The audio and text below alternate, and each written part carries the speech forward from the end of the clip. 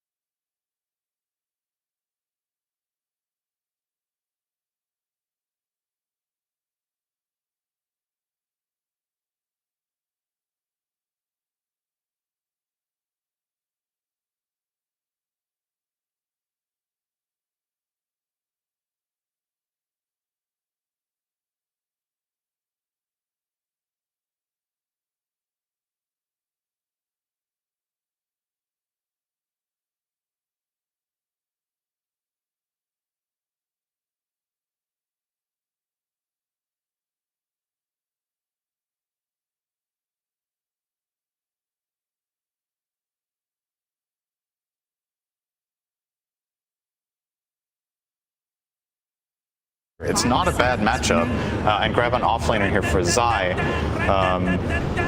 The thing is, like, that's probably what they're going to do. You don't think it's bad, despite the fact that Tornado can dispel the Jingle Master? So I want to say, historically speaking, that Monkey King performs very well against Crosswex Invoker mid.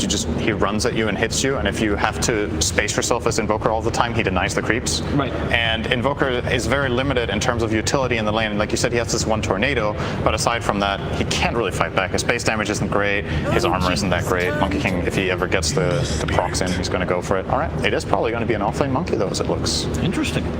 Mid-Ember. They could also be an offlane Shiko, which we've seen a lot in this tournament. Could. And just to add on to that point about Monkey King versus Invoker, Monkey King is actually quite nice because when Crosswex Invoker attempts to rotate around the map, Monkey King can match his pace very easily. He's not one of those mid heroes who needs to sit there and farm forever. He can do that, but he can also join these side lane fights.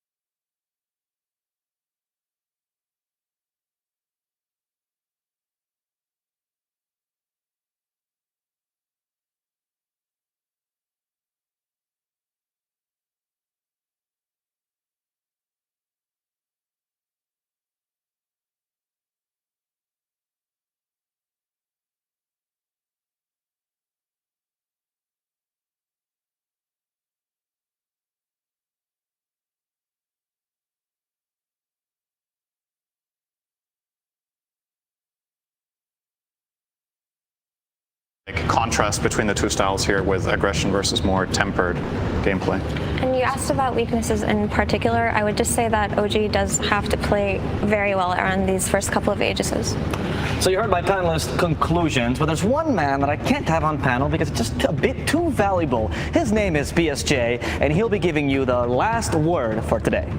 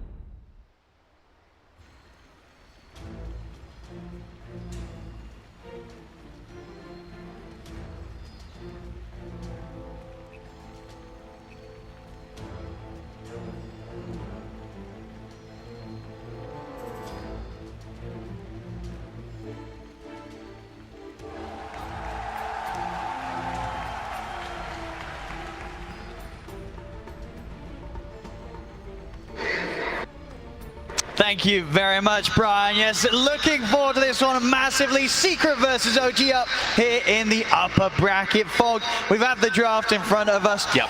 What are you excited to see? I'm already seeing so much that I'm sure the fans of both teams at home are going to be very excited for this match. Lots of combo plays, lots of speed, especially from the side of OG, as panel has been saying, and like Brian did tick it off. Very kind of different styles that we'll be going for. Obviously, OG is going to be looking to set pace with this Ursa, with this Invoker moving around the map, but it's different. It's this fun that we're starting to get to see from them so much. It's the IO3. Yes, so. and it's I mean, we saw sort of course, OG do this before. Yep. And this game again, why do you feel it works so well for them here in this first match against Secret? I think it's just something they're super comfortable with. Seb's been playing it so many times, and they've always been a team about amping up their carries, right? What better than having like an IO that gets these high levels, fast-paced, like level 4 overcharge online, tether as well. You get items faster, your mech, your holy lock, hot lock it. You set the tempo even faster as a 3-position IO than you were like a 5. Sure, mech is really cheap, so we see it picked up very early anyway on those like 5 IOs, but now it's like Seb is going to have it, and he's going to have these crazy levels that increases the healing as well, because that's what tether does when you get levels. So. And yeah. you do sort of agree with Cinder in the sentiment, really. He says very much, you know, you're looking at this game, this draft, and we know, of course, how OG likes to play. Yeah. OG this game, they are going to want to, and they kind of need to play fast, because down the line with this more shakers, you just don't want to sort of get yourself into territory where you're having to deal with the fact that one of your heroes might get one shot. Absolutely, and they're just going to get this crazy scaling. The team fight also, if you just look from Secret, it's a bit stronger as the game does progress. Once you start getting these levels on that shaker, the AA, even the support Monkey King, it just starts to make everything a bit of a disaster for OG. But if they get a good tempo set, they have a good gold lead, then they're going to be able to still chain these kills. But we'll see if they can do that. But they do have the lineup to be able to, and tag team, Overcharge, Ursa, Alacrity, you know, Roche is going to die quite a lot of times in this game. Absolutely, and we're definitely going to see OG get a lot of usage, as you say, out of those sort of early brawling abilities that are really going to amp them up and make it rather hard for Secret to go toe-to-toe with them in the sort of the earlier half of the game. Ladies and gentlemen, we do have a brief pause. I believe that the teams are just getting themselves ready and all sorted so we can get tucked in for a whole complete game of Dota 2, which, as I say, you know, we're going to have action from the minute one, really. Yes, with this, exactly. I'm wondering if, let's see, we'll probably see level 1 smoke from Absolutely. OG. They've got tag team, they've got IO. They've got the stronger level 1, even though sometimes it's a bit awkward because you have something like an IO and you're running to like Shaker. There's a Monkey King and an AI on the other side. There's a Morphling on the other side. So OG is going to look to hit hard right from the start of this game. And let's see if they do some, like, maybe, I wouldn't say like tri-lane or anything like that, but maybe just for the start, get a quick early kill on the Morphling, then swap the lane up. Could definitely see a possibility from the IO, the Tusk, and the Mars, since Tusk just works so good when you have so many more heroes for tag team. Yeah. And so looking at the mid lane, you know, Nisha versus Thompson here on the Ember versus Invoker. How do you expect that one to go, right? Thompson's not going to be too upset with the matchup, right? He's going to...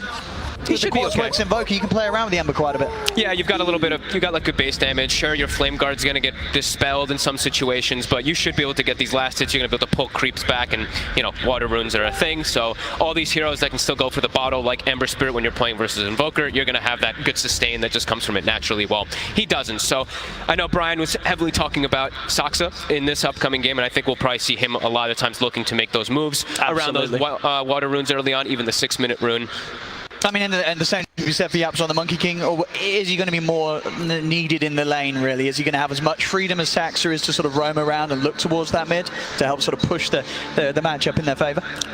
I think it's more going to be Saksa checking, but yeah, he'll check. He'll check as well on Yapsor. I think he'd like to stay with the Shaker just as his melee versus Ursa. You don't want to leave him completely alone, right? So. No. Even though Shaker has done really well versus most of these melee matchups, Ursa can take advantage of it. Just one little pin from the Mars, even though it's a 5 position, and you should have the chase if there's no Monkey King there. So here we go. Well, indeed, here we go, ladies and gentlemen. The G has been called in chat. We are getting this match underway. Here we go, ladies and gentlemen. Game 1 of Secret versus OG here in the upper bracket. And indeed, of course, smokes up straight away from both teams. Oh yeah. Has a lot of potential for quite an early first month this game. Let's see if anybody scouts, if anybody breaks it. Of course, we have Yapsor as this courier dressed up, so maybe he'll be able to scout something for his team to allow them to dodge that quick aggression that's going to come. And let's see. OG coming for the long way around here. They could get the good approach onto the high ground. Immediately skills Cold Snap. That's the other thing too. Just always want to point out, some invokers we have seen at this tournament are skilling the Wex level 1 to get the EMP for the lane. That tells me even more they want to find the battle. And we're ready. I mean, the taunts, of course, come out from Seb, claiming that high ground. Yeah. And Secret doesn't want to fight. They know that it's too strong. Absolutely not. No, you don't want to run into OG level 1. No. Especially when they've got the heroes they do this game. See Yapsor also continuing. He's the courier form. He brings his courier out so that he's going to be able to turn back into courier form as well later on, so he can keep using that. That's why you see it pulled out of the base so early. Something we're seeing a lot more.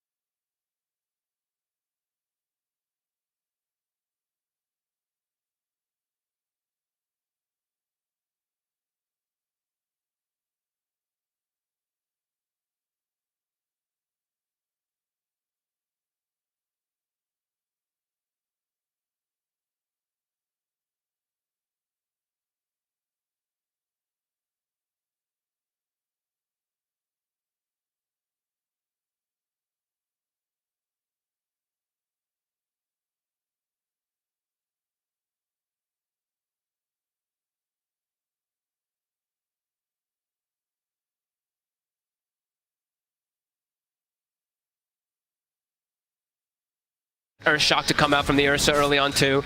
So they're going to have a lot of mana to work with. And yeah, I'd say Secret, I give them a slight edge in the laning phase with their heroes the way it's set up at the moment.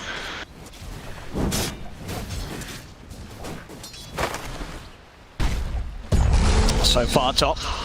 Yeah, might have to be careful there, good Fisher. Just going to put a stop to any aggressive chase there from the two of OG. Mid lane Nisha having to play a little careful. He's got some regen out on the way, but rather low at the moment in that matchup so far. 8 for 2, 7 for 1. Pretty even here in the mid. Thompson's gone just straight for damage. Doesn't finish up the null, just finished up a Robe of the Magi. I feel like he might go something like a drum. We've been seeing it from him quite a lot this tournament, would and when work he this has game. the IO and it's all about pace, I think that's something he might be thinking about. Oh, and there we have it, actually, bottom lane. Seb is the one to get first blood. Is he actually going to get Saxa out as well? He is. The heals are enough. Saxa doesn't even go down as we see action on both side lanes pretty much kicking off at the same time. But, of course, OG, they were the ones to get the kill first. Bit of a slip up there. I think Matu missed the waveform onto Saxa to get that trade kill. And as we said, Puppey, he's the one who's going to have to eat the brunt of the force most of the time from this tag team. He is securing the farm for Matu, but he's going to die most likely a lot of the times he does go down there. Matu definitely having to be careful, but so far the first wave, even though losing the support by his side, free farm for the Morph down here, 14 for 5. And Sumail struggling since he's got that double melee versus the Monkey King who's holding skill point too. Yapsor may be deciding if he has another opportunity to... Just get pushed back by the spear there, won't latch though, the Fisher out. Sumail and Noto, they want to try and get Yapsor. Sumail looking to close in with the barrel, strikes up, Yapsor turns into the tree, they take down Noto, now he's going to look over towards Sumail, they've got him stunned. Oh, Sumail does get the kill, can Zai get him in return? He can't. Sumail's got the boots, the movement speed, he'll make it away. So trade up there on the top lane, but of course Sumail may survive, but he's left in pretty bad shape there after that bruise up and still struggling to come to the lane for CS, struggling the most out of all the cores here in the early game, Sumail. And Zai's always got mana to work with. That's what we're mentioning. These stick charges, he's always got a fissure, he's always got enchant totems. It's a tough one for Sumail. And Yapsor may have died, but of course able to head over towards the mid. Get Nisha topped up and well. That's where those deaths are kind of valuable. When you have bottle mid, you can always fill them up. Unlike for the Invoker, they can't fill up Thompson's. Because he doesn't have one, obviously. I mean, what? Ooh. Okay. We have to control the water in here. What can they do about this top lane, OG? Can they make any sort of alterations to get this better for Sumail, or do they just have to tank this really rough start for the Ursa? I think they have to tank it. It's bottom. Puppey getting gone on. Let's see if they can take it this time down. The damage from the tag team, it's enough here, Seb. Last hit comes in from the Iowa. Seb certainly off to a hot start indeed. I mean, maybe it will Saxa. No, Matu's got to be cautious. He's very low. Seb just sort of beating back into him, stopping Matu from being able to get in and get the trade kill. Sinisha attempt to get aggressive mid with the chains. Thompson, he's got some creeps on him too. Said low on, he doesn't have enough mana. Fairy Fire, I'll keep him topped up. Thompson's still alive for now. Nisha, can he still get in this? 11 of a slight chains in about 8 seconds. Thompson's still hanging around. In fact, he's got a stoke, but he has enough to get into the Ghost Walk. Thompson will stay alive. Whew. Really pushing the limit there, though. Yeah, he reveals himself. Oh, Nisha's going to want to dive back in. He's got the slight chains. Thompson, I mean, the flame. Nisha's going to have the damage. Thompson making a bit of a mistake, getting greedy, trying to reveal himself to keep hitting the creeps, but he had no regen and no chance against Nisha with the second round of spells on the abilities of the Ember. And Nisha's able, after that kill, walks into the enemy high ground on the triangle and also gets himself a bounty. So that's very fortunate for him. And yeah, big mistake there from Thompson. I mean, it's, so far, just a 1k lead, but you saw it there in the CS. All 3 of Secret's cores across the board, getting solid farm in the lanes, whereas OG, they're having a bit of a slower time in the mid and that top lane. And Secret's the one who, as we were mentioning, later game scaling is really good. You see this Morphling having a way better start than the Ursa. It's definitely some concern. So I think Saxa, he's going to have to be the one that we look at to kind of fix these lanes up for the team. Seb's done pretty damn good, but he's going to have to especially help out Sumail up top. Absolutely. We've got to see big moves from Saxa. Yeah. It's only level 3 too. It's not like he has this insane type of level advantage where you see some of these 4 positions have. Yapsor is actually level 4 before Saxa hits it, so a little bit harder to make all those aggressive moves when you don't have all 3 of your early abilities, like the Snowball, especially versus something like Earthshaker and Monkey King. Snowball, very useful. That's Thompson. Nice to know. To get in and take that away from Nisha. Looking for the bottle refill. Yeah, just not slowing down Matumba, man. A definite concern. Sumail starting to get a bit more space. The pressure's definitely begun to lessen a little bit top with Yapsor making those movements over towards the mid. So a bit of breathing room for the Ursa here. Only for a second or so, because Zai is going to hit 6 really soon. Looking to make the move, Matu. I'm going to try and go on Matu. Not quite enough damage there to stop him from shifting. Still have the chase now with the tag team. It's not enough. He's got the strength built up. Matu will be able to walk away.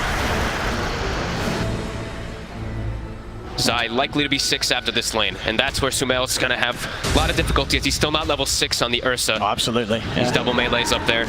The walk in for a potential slam could be deadly. Does have his treads picked up, so he's a little bit tankier once he's got them on strength. On No Tail. Just struggling to sort of trade with Yapsor. Spears off the mark. TP's coming in here for OG Thompson. He's in with the backup. He's come to try and rectify this top lane for OG. Catch onto Yapsor. He'll set up for a kill between the three of them, and this very much needed. OG, they've got to try and get this top lane in a better condition. And he's got the urn picked up at a perfect time so he can make that move, and immediately he does queue up the drum. As expected, you know, we've seen him do it a couple of times now, especially when they have the IO lineup, and as we said, OG, the slow start is here, but the pace of the game is going to get picked up incredibly fast. Yes, you know, you sort of blink and you miss it sometimes with the speed that OG sort of goes from 0 to 100. So it could absolutely still happen here in this early game. Still early days. 7 minutes in, 3 to 4. Less than 1K lead at the moment for Secret. There's still absolutely potential for OG to just explode in these early moments. Yapsor making the move down bottom. They see him with the wards, but he's here already. They get a good primal spring jumping onto the two of them. Nice snowball off to the side. Saxo able to separate them a little bit, but now see if they get into Matuma Man turning into the touch there to use the snowball against OG. Closes in on Seb, gets the kill, and Yapsor might not even be done. He's got another spring in a few seconds. Does he want to go up into the triangle? He does. He's keeping his eyes on Saxa. Not quite land with the slow though, and Saxa will manage to make it back to the safety of his tower with that. But still, as to Seb, the off-lane IO taken out of the lane here.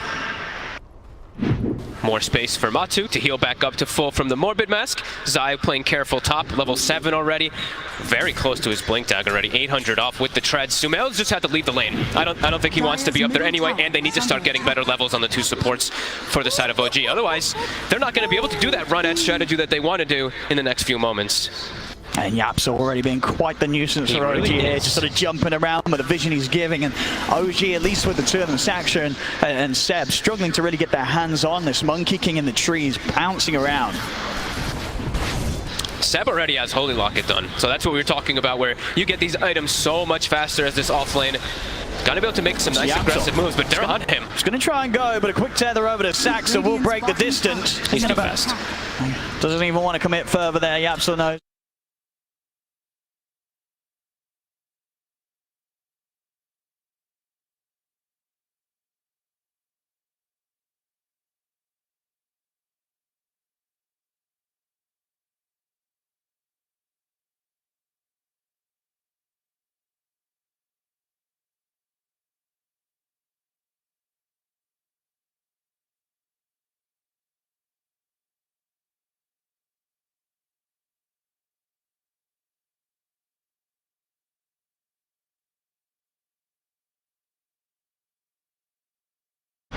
That's 10 minutes.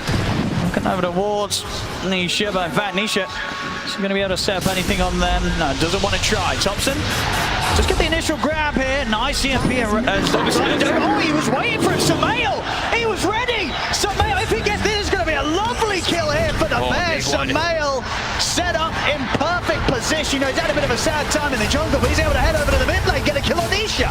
Top lane as well, OG, they turn over towards Zai. Have a little bit of a wait there to really amp up that final blow there that No Tail delivers to Zai. Zai used Echo up there too, and they were able to sustain up from the IOTP.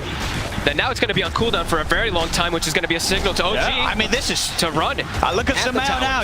We saw how rough of a start he had. He's second highest in the net worth there, getting that pickup from that huge kill on Nisha in the mid.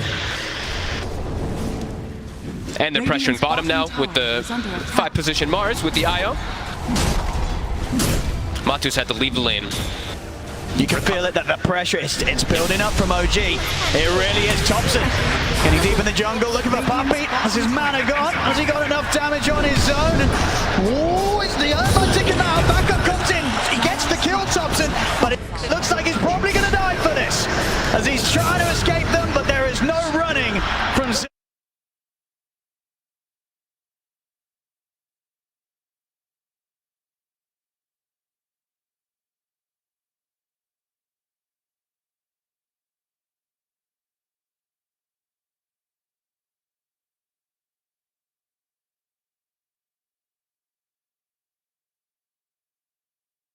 So there is going to be some responses that come out from Secret after they get those kills. Also, a Maelstrom finished up on the Ember, so Secret does have a bit of a timing where they can fight back. That's the one thing, is we were talking about how OG is looking to set tempo constantly with this fast-paced draft, but it's not like Secret isn't going to be able to fight back with their heroes. Absolutely not. Yeah, Secret, they'll certainly be ready to have a shot back at them.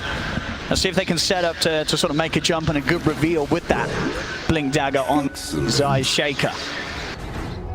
Smoke up already. In fact, from Yapsor or Nisha, they're leading the way up top. It's just Saxa up here at the moment, soaking up some XP around the tower. Matu's starting to take the tower. They'll dive in straight away. Set up there with the chains, in with the Remnant. TP's coming in. It's actually going to continue Thompson. He does want to try and look for the counterplay. Rugo's command is down. Jump off the side. Nisha is able to break away with that last bit of mana. Ice Blast goes crashing straight over to Seb. Headshot there from Puppey. As he lands it on the IO, no healing for Seb. Seb's out. Thompson trying to run, but the sentries, there are plenty here from Secret, so they lay them both down. Thompson, he's got the move speed though to get out of the range, so Thompson will sneak away. But a big hit there from Secret up on the top lane, and that's the move you said. They knew that OG, despite losing Saxa at the start, OG's the kind of team that will turn up and try and fight around that tier 1. Secret, they were prepared completely for that. And look at the pace. They're smoking again instantly though. The smoke's going to break. It is, they know they're in the pit. Puppey's going to know exactly what's going on, surely. Smoke dispels, he checks it out. This is risky from Sumail and Saxa. They've got to run down side. He's in, catches the true, and they'll jump forward with the road and boundless strike follow. They're both dead. And it's half HP. They might consider even going for it themselves if they get some more follow-up kills. He's ready to chase up to the high ground. Thompson and Seb will be able to hold them back. Quick slide from Nisha keeps them low, but Seb will heal the two of them up. But as you say, Roshan is in a bit of a juicy position here for Secret. It's not too easy for them to really go for it though. Yeah. Big hit though. Nisha with some really nice individual plays there, dodging out the EMP, dodging out the Mars ult and everything around that tower, setting them up now for a 2K lead and still looking to respond. He's trying to set things up there, No-Tail. Quick poke stops Matu from being able to lead in. That hurts OG quite a lot. I mean, it was a risky play there, trying for that Roche. A very, very risky move. Does not pay off. Secret shut it down. And they weren't even looking for the rush. They were just smoking to move across the map, and they're like, oh, wait a minute, look at that. So very fortunate for the side of Team Secret, having a haster now on the Ember Spirit Zai, as we mentioned. Echo Slam still on cooldown, but they've responded in great force versus the aggression of OG. Even though the relocating the numbers are attempted to be there from OG, Secret was ready. And as you mentioned, the snipe, of course. Puppey getting that big AA blast on the IO. That's going to be the crucial He's going to do every time, yeah. This IO, if you look at 20 Holy Locket plus mech, he's going to be able to like full heal anybody they do go on unless that AA blast does come over. Absolutely, all about Puppey getting that hit in. I see OG. I think they pretty much have the defusal done on Sumail, so yeah, it's just a few hundred gold off it. Any sort of other items at this stage that each team is waiting upon to have their sort of next power spike? I don't think so at all. I think that just go when they want. Secret is extremely happy with this pace of the game right now. Morphling, like Matu's just getting to free farm while they're also still defending towers. I think OG just needs to keep looking to make these plays. I think if they sit back and look to wait for something, the game's going to quickly fall out of their favor. I mean, well, yeah, as you say, you're seeing more for the top net worth here, yes. And if that's happening, Secret's happy. Yep, they've got Fusel now, they got a medallion also on the Invoker. This is another go time. Smoke up, look for a play immediately with this. There we go, in immediately from OG, Seb. Sumail and No-Tail. Seb, of course, ready to take Sumail in with a relocate if No-Tail finds a solid setup for the arena. They have to start finding these big kills. Slow down the Morphling, slow down the Ember Spirit. Still difficult, though. Go for the D ward here, so Secret will be aware that they're coming in from the side. Secret grouping up here in preparation for some sort of jump from OG.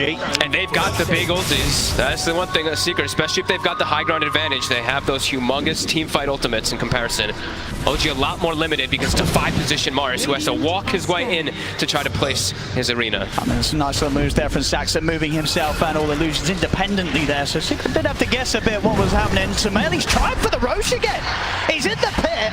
He's getting bashed. He will be able to jump out there away from the Fisher, but I mean, they really want to try and get this for Sumail, but again, it's just such a risk when Secret's all up at the moment. As you say, Secret, they're more than happy to jump in for the fight. I don't know if you're ever going to be able to get Roshan like this if you're OG.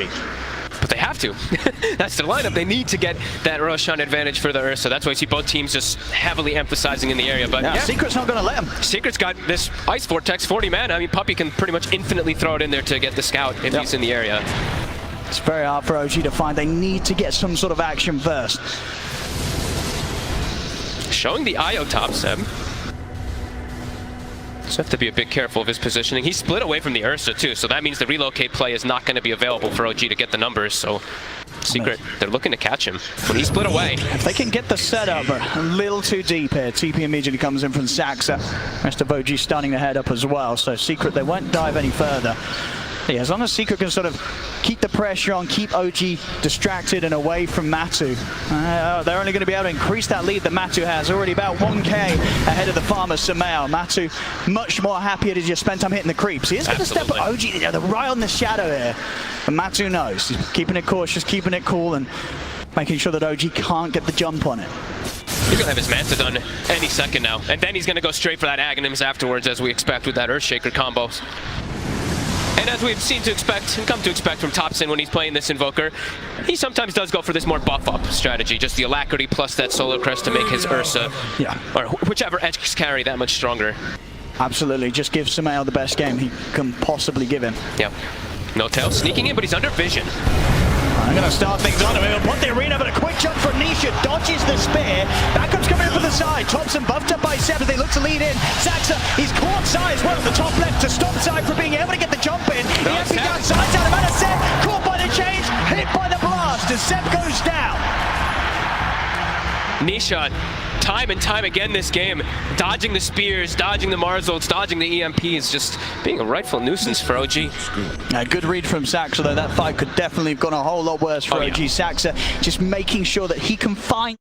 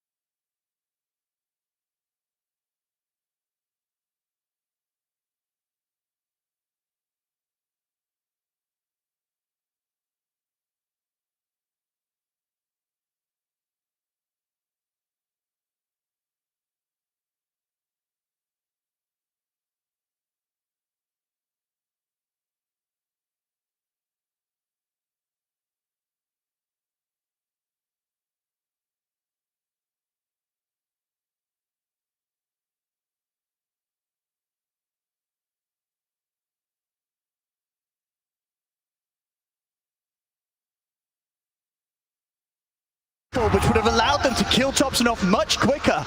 That spear was huge.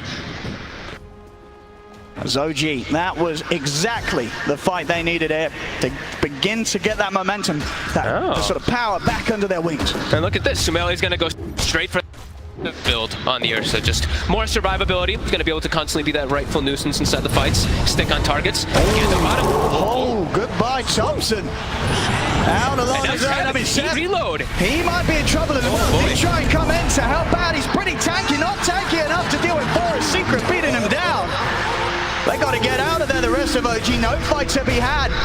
There's a bit of a slip up and Seb getting baited into it as well. Good. Can't make too many of those mistakes. Even though you've got this Aegis and all that, you know, you've got this quick pace lineup, you don't want this game to drag on. You don't want to allow this Morphling to finish up and farm that Aghanims, which he is going to get eventually in this game. He's already got one component. So they've got the blink now on No Tail, so just keep going. That's the one thing, is they have to still look to keep making these plays, even if they do lose Topson every now and then. It's just what they have to do with their draft. Otherwise, as we say, they will get outscaled. Well, let's see how much they can get done with this Aegis. See how much they can get done. Blink. 3 minutes to really push the issue here for OG. See what No Tail finds with his blink. Set up mid. Trying to look for the jump at No Tail. He's in with the counter play, comes into the arena. But is there actually any backup? I don't know if there is. No Tail just ends up dying immediately after he looks to initiate. Yatsu and Zaide, oh no. Saxa, he's got the catch straight over Matu though. Matu's ready to turn and fight back. Another kill here for Zai. Zai will survive. James locking down the two of them, but Seb comes in with a heal. Thompson back up to full HP. You got the move coming down, but immediately put to a stop. Matu focused out by Sumail. They're ready to try for more. Yapsel passes up to the side. The Colts now. Nisha, he's in trouble. He's trying to remnant out of it. Will have enough mana to jump over to the side. They're looking to hunt him down. They know he's gone south. They're checking out the high ground with the sun strike. Sumail closes the gap again. Yapsel on the balance with the trees, holds back the bear.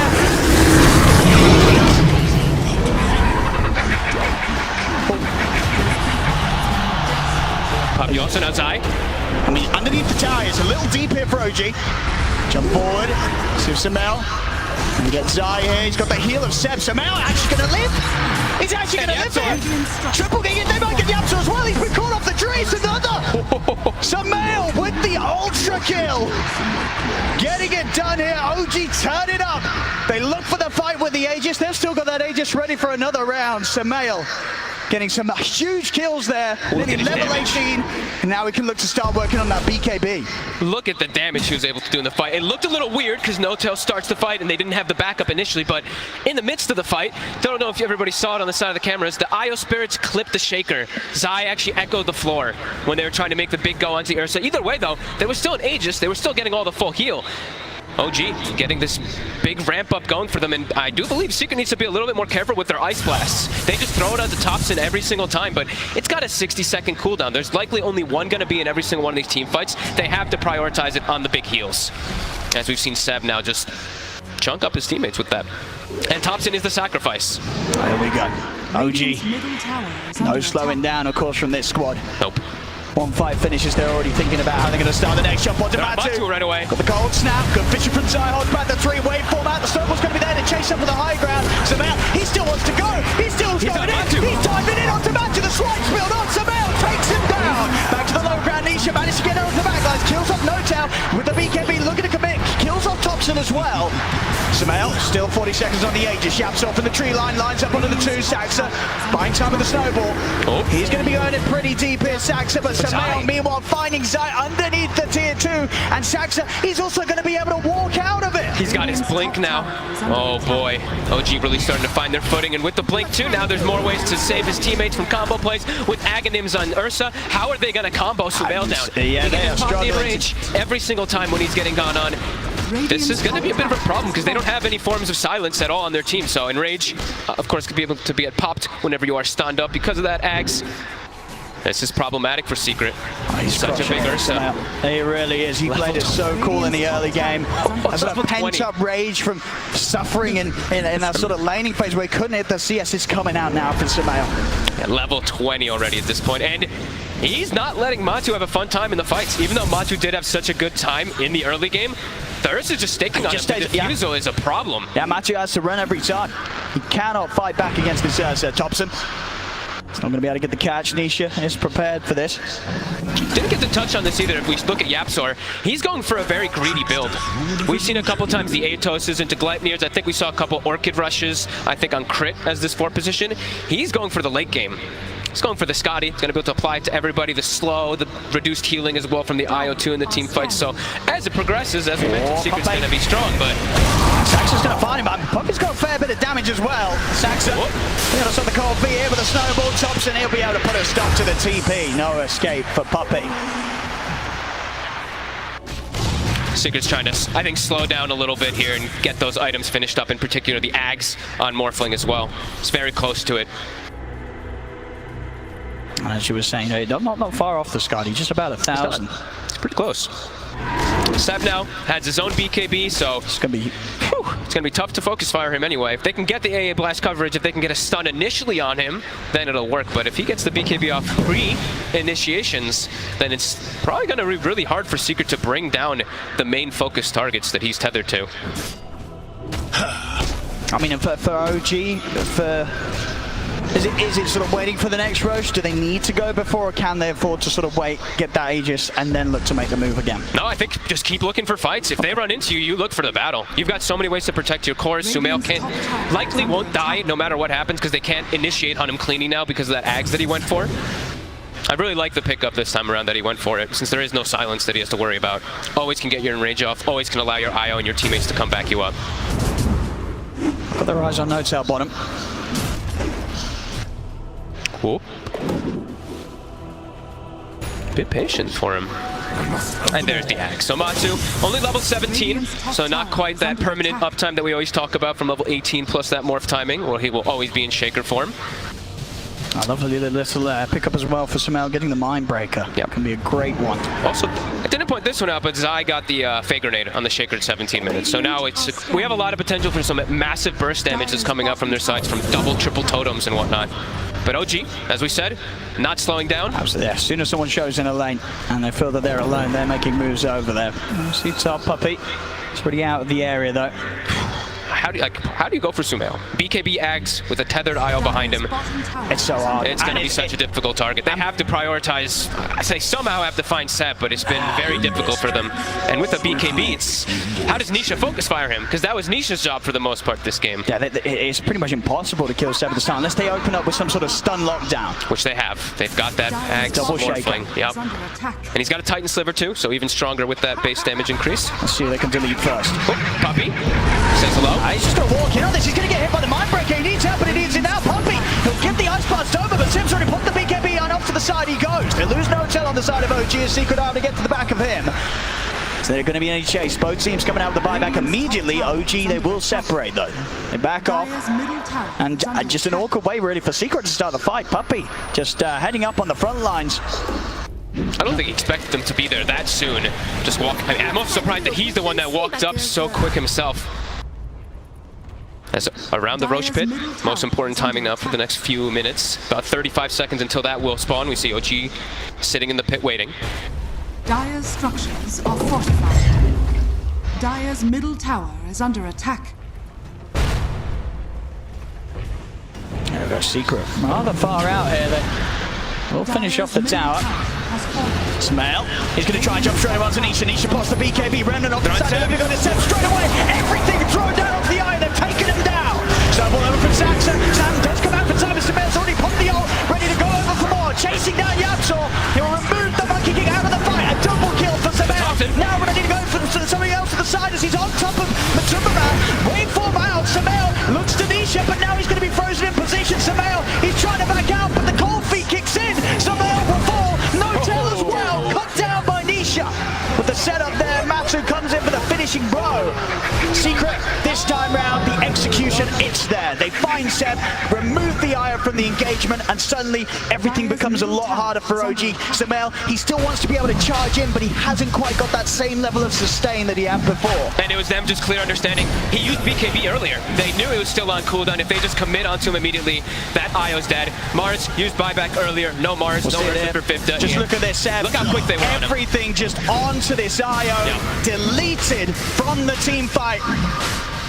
And then Matu can do whatever the hell he wants inside the fight because now he's got that Ag Shaker. He can just come in and start one-shotting these heroes as now with an Aegis in a very comfortable spot. Secret, as it's only a 1k lead, but I feel like it's going to start accelerating and building up very quickly for Secret. So OG has to be very careful how they take those fights when BKB are on cooldown. Absolutely. It's just so much stun, so much AoE and control. It's not easy, even with the Enrage alone, for Sumail to fight through. It's just such an explosive amount of damage that's coming out. It's like anybody gets seen and they're just dead from these totems. As Matu's just hunting. He's trying to go for Seb. The headband midair. It's a cute little interaction. And of course we do have the IO shard. That's also something that will be coming into play. These little mini stuns that are kind of come out onto our Morphling and our Shaker that OG does still have. But yeah, with this much more comfortable position, Secret to look to make more aggressive plays, and an E-Blade now finished for Matu. Wow. So much blast in. Jump forward for No-Tail, but at the same time, Zai Nisha now onto Saxon. Seb will lead in. They're looking for Yapsor. Matu's having to stand his ground for now. The Yapsor finally falls. Matu not able to finish off Seb. Self E-Blade here as Matu looks to separate himself from the fight. OG, if they got any further chase, Sumail. The BKBs are trying to head in. Sumail is going to be able to bring to the initiation, but now the Ice Blast, the slam, the holding Sumail in position. Seb trying to come over to give it the backup, and now Zai turns his attention over towards Seb. He doesn't have the damage though, Zai, and Seb will be able to keep himself alive. Nisha's over to the backline to chase down No-Tail. Matu, he's looking for Seb. Not enough mana to keep chasing onto the Aya, but meanwhile Nisha and Puppy, they do get Sumail as he's separated from the rest of his team. There's too much that they have to deal with in the fight. They're trying to focus fire Matu, but then he jumps left. They're trying to focus fire Zai, and he jumps right. Then there's Anisha zipping around to the back lines, killing the supports with fire remnants. It's just so much elusiveness coming out from Secret, and OG does not have the same amount of control that comes out either. They don't have double shakers. They don't have chains and roots coming out anywhere. Much harder fights for them as we're seeing them progress. And of course, Matu had the Aegis. He's still going to have it for another 3 minutes. Couldn't even get him the once. Definitely the concern starting to show with the sort of draft OG has now that the minutes are passing. 32 minutes in, 5k lead. OG, they've got to look for some phenomenal maneuvers to get Secret knocked back down. They have the Hex on Thompson, so that'll at least allow them to hold one of those targets down and focus fire them. But yeah, as I was saying, it's just, there's so many things moving around. There's a Monkey King jumping, Amber Remnants. There's so much different chaos that Secret's causing in the fight. And OG has to try to find a way to weather it, but not really seeing too many options as Morphling gets Aegis, he's got Ags. You've lost so much control on the side of OG. This is not the way that their draft wants to play. Mid lane notes out. We'll find him a bit of a freebie by the looks of it. He doesn't get the blast off there, and now Nisha jumps in with the Remnant. Notel's gonna fall over to the side. Zai and Yapsel controlling Zaxa. Nisha's looking to jump over to help out as well. I'm ready to go back in with another Remnant. Seb will take the two of them out of there. Oh. Look at the Hex. Have they got the damage somehow? He's in onto it, but they haven't. They can't even finish him off the one. Still has that Aegis. Jump back over on Thompson. Thompson trying to run with the E-Blade combo. Comes in. Thompson blown up. Somehow Ponty Ray stays on top of him, but that's only the one. She's going to be back for round 2. Matu. Nisha jumps in. Control on his Seb. He can't get away. Good lord. This lineup is ridiculous. Once it's timing, I mean, OG is doing some great grabs of trying to get these pickoffs, but there's just too much control. They're too mobile. They're everywhere. I mean, it's effectively sort of 3 fishes as well. This boundless strike also coming in from Yapsel. Just so many lines of stun. It's thrown straight through the heart of the team fight. Matu. Oh. They get the grab on him. They got enough damage. No, they haven't. In fact, Matu is going to look to turn. He wants to get aggressive. He's going to try and get in on them. He's going to be look careful. Here's the backup he required. Zai jumps in. No tail to fall. They even look for somebody able to quick blink. Gets him away from the Fisher. Nice attempt there from OG, but Secret still in the area. Somehow, even though they were just bottom, as we've seen them just flying all over the place on the map, always seem to have the numbers. 12k gold lead. It's quickly swung into their advantage. And that was quite a confident line there, just straight up into their favor. 91% on the win probability right now for Secret. There's just too much going on inside the fights. Too many things they have to focus on, while also trying to dodge AA blasts and keep the BKBs at a good timing so that they don't get clipped by it. It's not easy moving forward.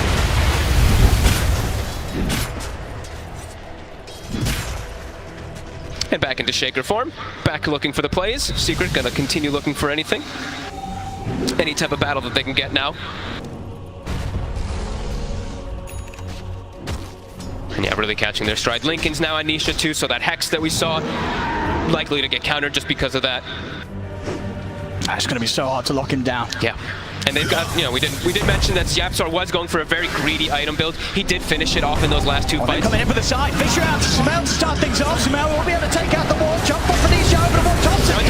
They're on top of the Invoker. Thompson trying to run, turns around with the combo. Ice Blast will miss, but Matu will not. Straight over onto the Invoker. Matu takes out Thompson. Now to Smell. He needs help, but he needs it out. Seb coming in with the tether. Relocate. Seb will be able to take Smell out of this fight, but Notel's going to be left behind. As OG, they'll still lose 2. This might be the most entertaining lineup I've ever seen in Dota. Everyone's just jumping back and forth, and they're still going to lose Seb out of it. 105 seconds. That's a long time. This could be the window that Secret have been looking for to break the high ground. Oh, they're feeling it. They're high-fiving. They're feeling that big confidence now after these last, 4 or 5 fights that they've just decimated OG in. What can OG do here? 3 dead. They have to watch. The IO is so crucial for their lineup. Likely to just lose at least 2 sets. It's the bottom racks cleaned up. Secret straight over to the mid. The damage from the totems as well. I mean, they're diving in a bit onto Samel. They're tempted. Samel getting quite the poke under the tier 4. I mean, he's going to jump. They're going to try and get onto the Superman. Can they deliver? Coming out the Superman getting on. He's got the shift. He's going to live. Matu will stay alive. ready to jump back over towards Sumail. Sumail will bring down the Morphling, but he himself will lose his life for it. Buybacks coming out from OG. Same for Secret. Matu, he's had enough. He's ready to shut this one down as a second set of racks. They commit to kill them all. They do get him. I mean, it is in a position now. Matu dies again. The game might start to get a little bit interesting again. They still have 30 seconds without the IO, though. They might just be able to commit for the racks. Are they It's a gonna little look to bit try risky, but Radiant's top tower potential that they could. And again, it's too many things they have to deal with in the fights. Like you said there, they full commit for the Morphling, but he's not the only problem by costs any them means. so much. Nisha 15, 3, and 20. Dire's top tower is under Yeah, they're also attack. strong right now, Secret. Creep starting the base, though. Those Forge Spirits in the mid lane. And to push him out. Radiant's top tower So that is under buyback, as you attack. mentioned, might be a bit of a win condition here now for OG if they're able to find him. It's a very difficult one, but But it is got to be careful. It is there. Yeah, Matu's just got to be more cautious with his positioning. Oh, look at that. A DD rune. Look at this nice damage on our Morphling. He hasn't even popped the DD yet, but nice little 1,300. Actually more, 1,500. I mean, also knowing that Roshan should be up rather soon again here, so something that is going to offset that risk of Matu using the buyback to get straight back in action. And finding some big neutral items as well. Timeless Relic picked up on the side of Secret. Oh my goodness, yeah, give it to these shakers and the stuns. Or the Ember Spirit. I mean, I'm fine with that That's too. true. He's pretty good with That's it. a lot of damage. OG. There's Sumail. He's found Puppy. He's trying to get in. We'll get pushed back. Saxon goes into the eye. Puts him on the inside. Jumps in for the slam. Sumail got the BKB up in time though. As he turns towards the shaker, takes him out. Matu trying to find no-tail. Waiting for him over to the side. Seb bringing Sumail out to the side for now. We'll see the jump on Matu. He's staying on top of him. There's the hit. Slams out Sumail. Sumail hits the deck out for 2 minutes on the Ursa. Look at that damage. Over 1,800 damage on our Morphling. That's a big number. He just smacks Sumail, and now Seb returns as well to his death. And now 3 dead, no buybacks on OG. Secret with the 4 of them up, they can look to run down mid. Thompson, he showed himself for a second, but whoop, whoop, will slip away. He's trying to create a distraction, sort of push them away from the base, but Secret, they are definitely going to have their eyes on the Megas, and maybe even more. Dire's top To tower have buybacks available on No Tail and Saxa, but 90 seconds no Sumail, a minute without Seb.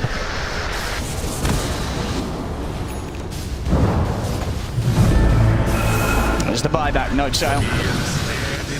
Can they buy any time for their 2 cores to get back up? It's got to be so scary for Thompson.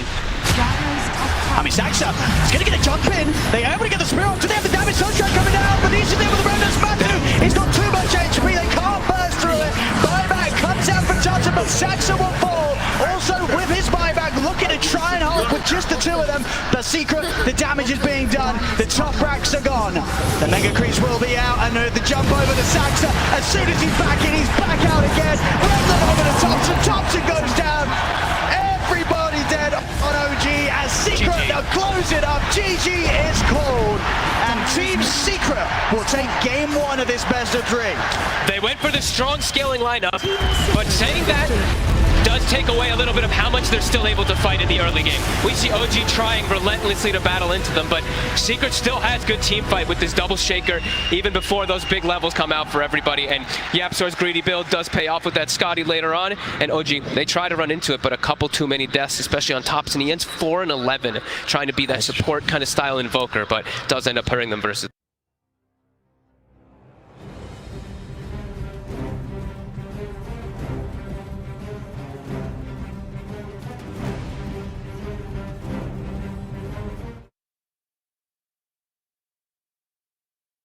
Around him as Secret are able to cruise through in this late game and secure this game 40 minutes in. Game 1, ladies and gentlemen, goes to Team Secret. Thank you very much, OD Pixel and Fog, for the cast of an amazing match. This puts Team Secret at 1-0. And you know what that means? If they win this next game, OG goes down to the lower bracket for the first time in 3 TIs. That is whoa. Whoa, what an insane game. What an insane start of the day. First from the Spirits match and now into OG versus Secret. The quality of Dota, the way these 2 teams played, the chaos that OG did manage to siphon Secret into, but they just waited their timings, right? They got to those timings, and the moment you have Aghanims on Ember Spirit, Shaker Morph combo, everything changes. I think specifically the itemization coming out of Team Secret was really interesting and cool to look at. Like Yapzor, he rushed a Scotty on a support Monkey King because he had no way to kite Ursa at all. And then all of a sudden you have 4 of Team Secret's heroes with some sort of jump mobility. You know, Morphling, Ember, Monkey King, Earthshaker, all going for the mobility abilities. And Sumail, he was destroying the game beyond godlike. But at the end of the day, he just couldn't output enough damage. Yeah, I think the one fight where it was like the perfect timing in so many ways, where they had the Morph plus Shaker timing.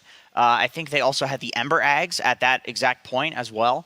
And then in that fight, they finally were able to jump and focus Seb on the IO, who I believe had used BKB in the previous fight. And then after that point, it was just like... That was around the pit, right? Yeah, that was the fight. Right around the pit. And then for the rest of the game, it just looked like hugely Secret favored. And I do want to give a shout out to Nisha on Ember Spirit. The amount of times that he like frame perfect dodged a spear or something like that into like killing 2 heroes. Yeah.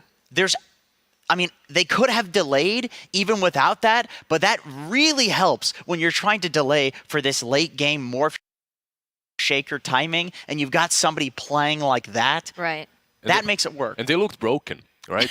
We were talking about OG and how they ramp up and they build for this one specific power spike. And in this game, even Invoker from that mid lane is playing more of a utility role. The items that they bought, the drums, the corrosion on Tusk, the medallion, Solar Crest. It's all, they didn't even buy a vessel, which was necessary when you think about playing versus a Morphling. No, you don't go for that. You just buff up that Ursa. That's why Sumail did have an ultra kill somewhere in that mid game around the tier 2. However, Morphling and Shaker, man, what the... It's been so broken for such a long time, and at such a grand stage, it just strikes again.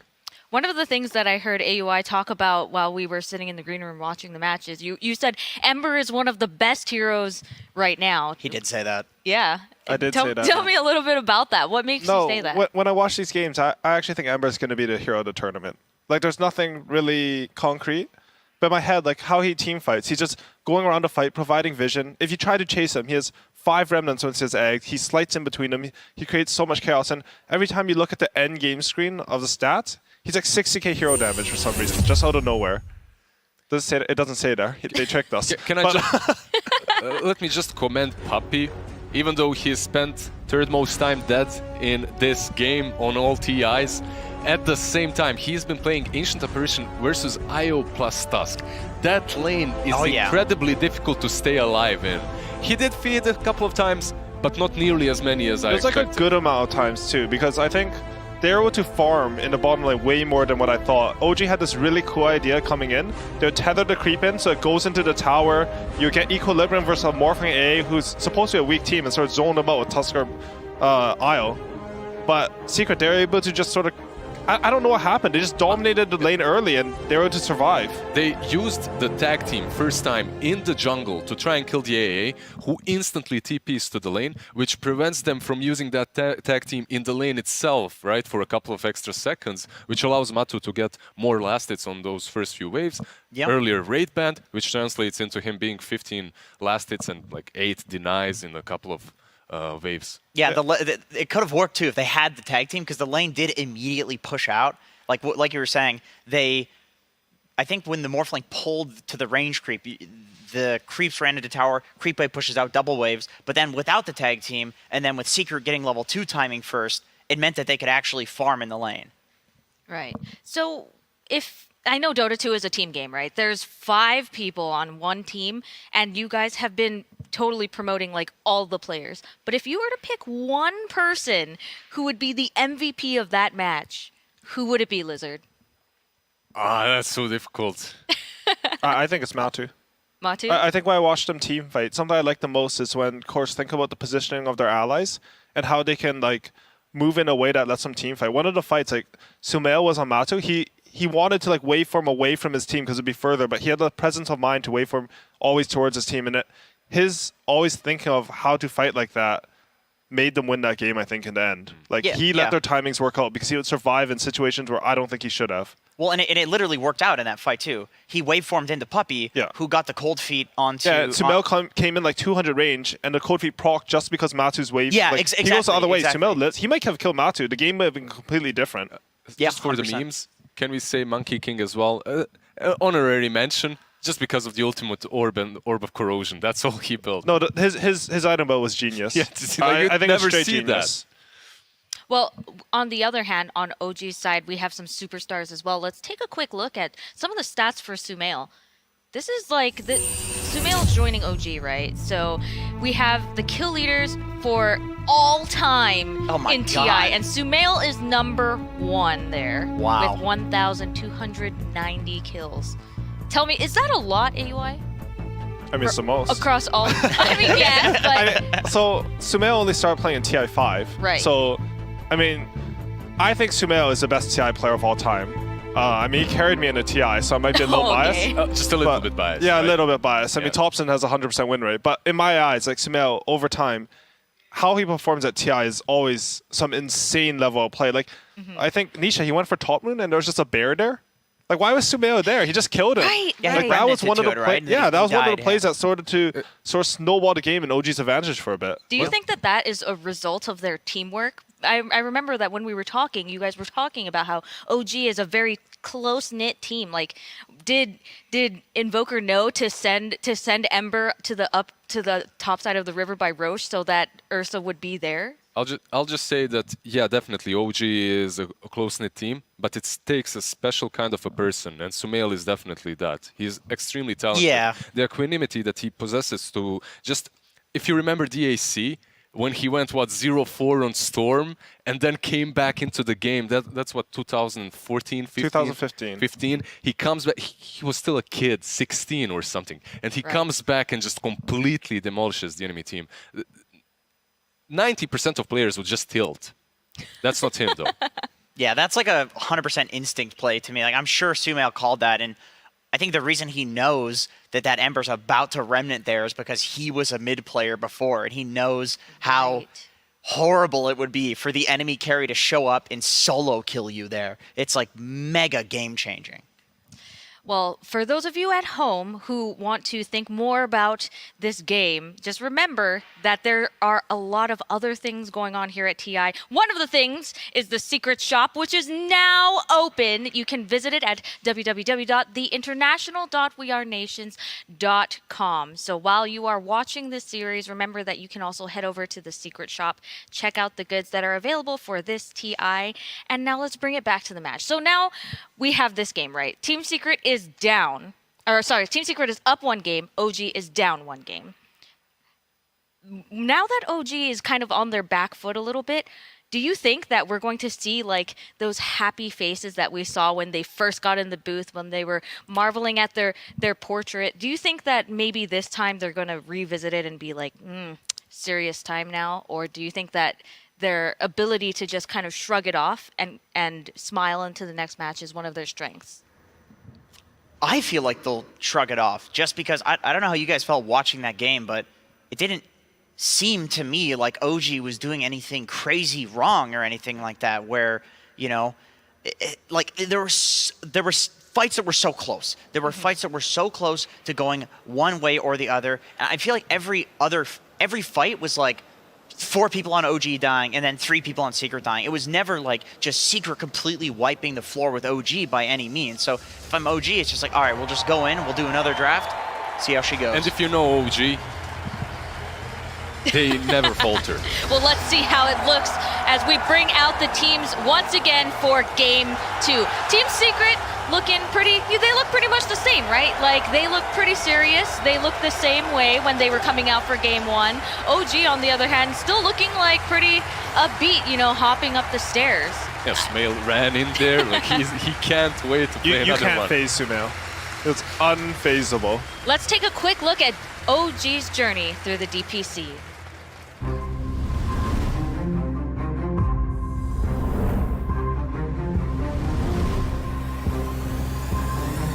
I was a key. This Viper has to show up to all of these tower fights. Viper's in. Ooh, Thompson able to dodge the rolling boulder in time. Connection will still be on to No-Tail, but the ult is pop. TP heading over for Fada. Thompson continue to make some big hits here with the DD rune. As 33, he'll fall. He's out of action. The Maledict though, and this poison damage killing Thompson. Thompson's probably going to pop here. Off to the side, Saxon comes in with the stun. 9 trapped in by the Sprout. Thompson is still alive. He did indeed avoid that final bit of damage with the timing of the Remnant movement, making sure that tick came in whilst he was invulnerable. I think in the first tick, he also dodged a little bit of as well when he did like the mini fire remnant, and then he saves. That was a sick play by Thompson, keeping him alive. Very like, I'm 90% sure he dies to that element. Absolutely.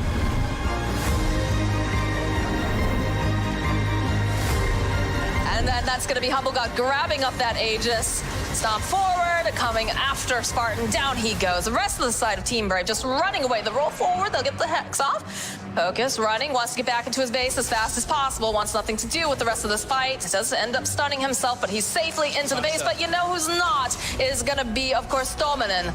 And they're going a bit deep here. Trying to just get this kill onto Focus as Ana, Seb, all of them. They're just running in.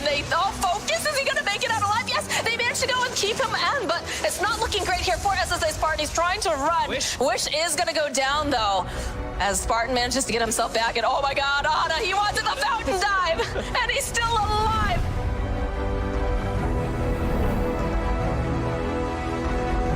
It's just team fights are really not what they're looking for. They're looking for these like small little engagements like this. Straight in. They can catch. Very nice setup there with 2-man scatter blast down the Cookie's eye. Trying to turn, gets the spear off onto Ana. Will manage to clip into the tree. Matu's in, pounces forward. Has he got enough control? But the scrape comes out. Ana will be saved here. No-Tail able to get Ana back to safety. Saxon just walks in, a finger to the face of Zai. As Zai falls yet again. OG to take another kill. Oh, so close, Thompson.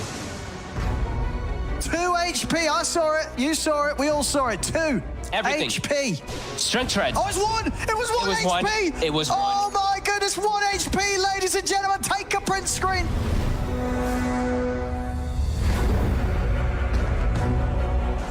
Okay. What is going on with the hammer there? The egg comes out. You see the shard is already picked up by him. And ILTW with the meta focusing on Topsy. He's going to be able to get it as the egg goes off as well. Nice impale from Soxa, but a big epicenter onto 2. Down goes ILTW. A huge initiation from Seb. And that's going to cost them 3 and make it 4 with Kuroki dropping to the deck. And this is likely to be a full team wipe if they're able to get Miracle here. Seb is actually going to stay alive throughout all of this. What a crazy counter initiation, turning into an ultra kill for Sumail.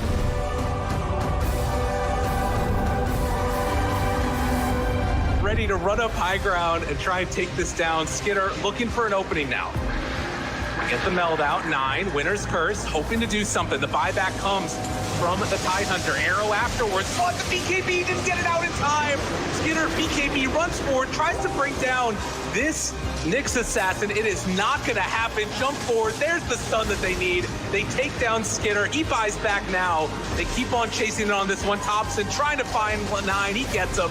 It's a godlike spree, they can't get anything. As 1 by 1, all of Tundra falls, OG doesn't even die, and GG is called. OG are going back to TI to defend their title.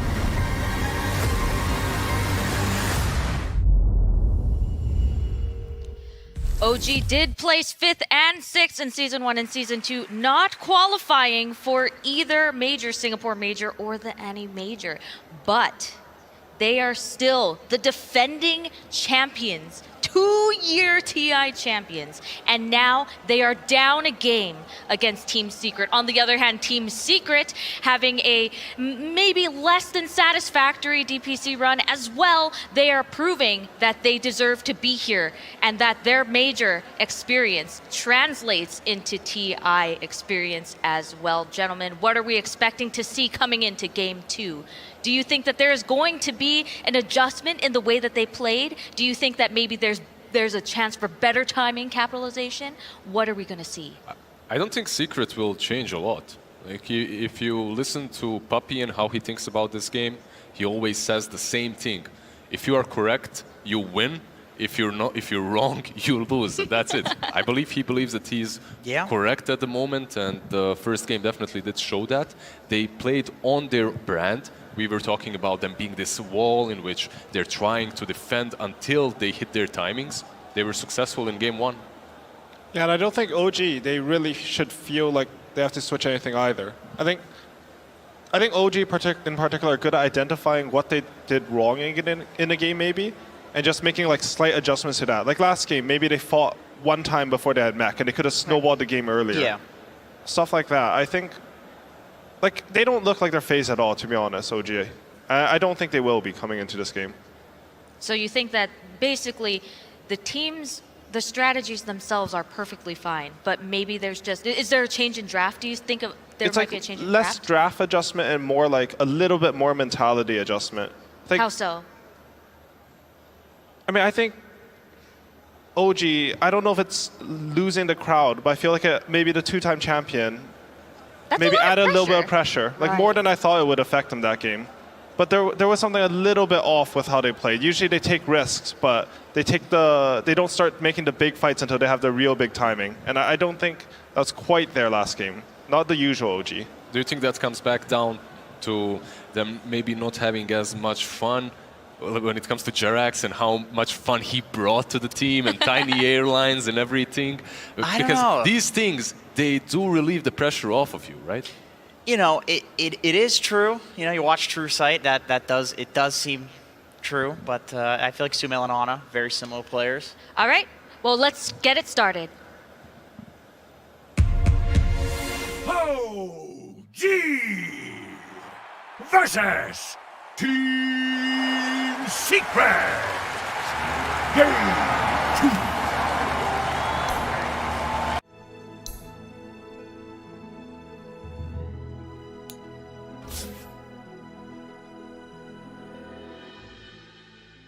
Team Secret's turn to ban. Turn to pick. What you'd expect considering those drafts? That game was incredibly action-packed, which is definitely what we expected looking at it. But as it progressed, something really stood out to me with OG's draft that I didn't consider earlier, which was, if you take a look at their cores, they had a Diffusal Blade Ursa, they had a Quasvex Invoker, and they had an offlane IO. So their wave clear was lacking. And even though they had no wave clear, they were making these aggressive plays into Secret's triangle over and over and over again. And they did overpower them a few times, and it looked really good for them. But this issue made it so that Secret always had a way back into the game. So going into this draft, I would like to see a little bit more shove coming out of OG. Would you agree with that sentiment? Yeah, I definitely think it played a relatively big part in that game. Like, obviously, the whole wave clear problem becomes more prevalent when they actually have their advantage and they have the Aegis, right? That's when you want to push in all the lanes and then have this firm iron grip on the map, but they never really were able to maintain that. Also because they never really convincingly crushed a fight. Like most of them were pretty close. Like even if OG came out with 1 or 2 kill advantage, they'd used all the resources they kind of needed to reset anyway. So I agree. I think a bit more wave clear would definitely go a long way here for OG. So far so good with Titan first pick. Can act as a decent wave clear as a support. Even if you don't get the CS, at least you deal with the wave pretty effectively. You're good at defending towers as well, so you prevent getting yourselves at a map disadvantage. And well, before we look too much more at the picks, I just want to say about the bans, really interesting dynamic here that this time around OG, they banned the AA, and therefore this time Secret will ban out the IO. And OG actually ignoring Monkey King as a potential first pick here. They could get it now if they wanted to. We see Enchantress actually as one of the first picks for Team Secret. Very, actually almost not picked hero. Effie, can you tell me what the thought process is here? Is it just to debuff the Elder Titan? So Enchantress was a hero that was incredibly popular earlier, but she fell off because every time she's strong, she gets nerfed over and over again. But the most recent nerf was just her cast range, and Enchant was really bad with a lot of neutrals being nerfed as well as a result of the strength of HOD and things like that. But Enchantress functions similarly to Ogre actually, in that she's an incredibly tanky support, and Puppy does like to play heroes like this, right? At some point, even outside of laning, it can play that vision provider. It can be a bit of a ward, like face checking high grounds and just absorbing a lot of damage in fights, and that is a style that Puppy does like to play. And if you give her space on the map, which is Secret's specialty, just assigning farm to all of their players, she can do a lot of damage in fights. Also, she can dispel, Monkey King comes out and she can dispel Jingus subs. So in this pick order, they specifically pick it only seeing Elder Titan. Yep. I think perhaps this is a strategy that Secret have, that they understand Elder Titan has incredible prowess in lane, and maybe in their playbook, this is one of the only picks that exist that can match or beat Elder Titan in lane. Enchantress is so dominant in lane, and when she gets level 2 by getting 1 creep with enchant and having impetus, that I think she can actually overwhelm Elder Titan. In addition to that, she plays like between the lane and the jungle, and makes it harder for Elder Titan to hit his spirit on both heroes in lane. I think Elder Titan thrives when there's 2 laners playing together that are very easily connected with, so you get the full value out of that. So perhaps that's the idea. Like, I don't see any other real justification for it, except if they're just trying to surprise OG here, just because, like Effie said, this hero isn't very popular, it isn't widely regarded as very strong, and usually when Secret pick it, it is to win a lane, so that has to be the logic here.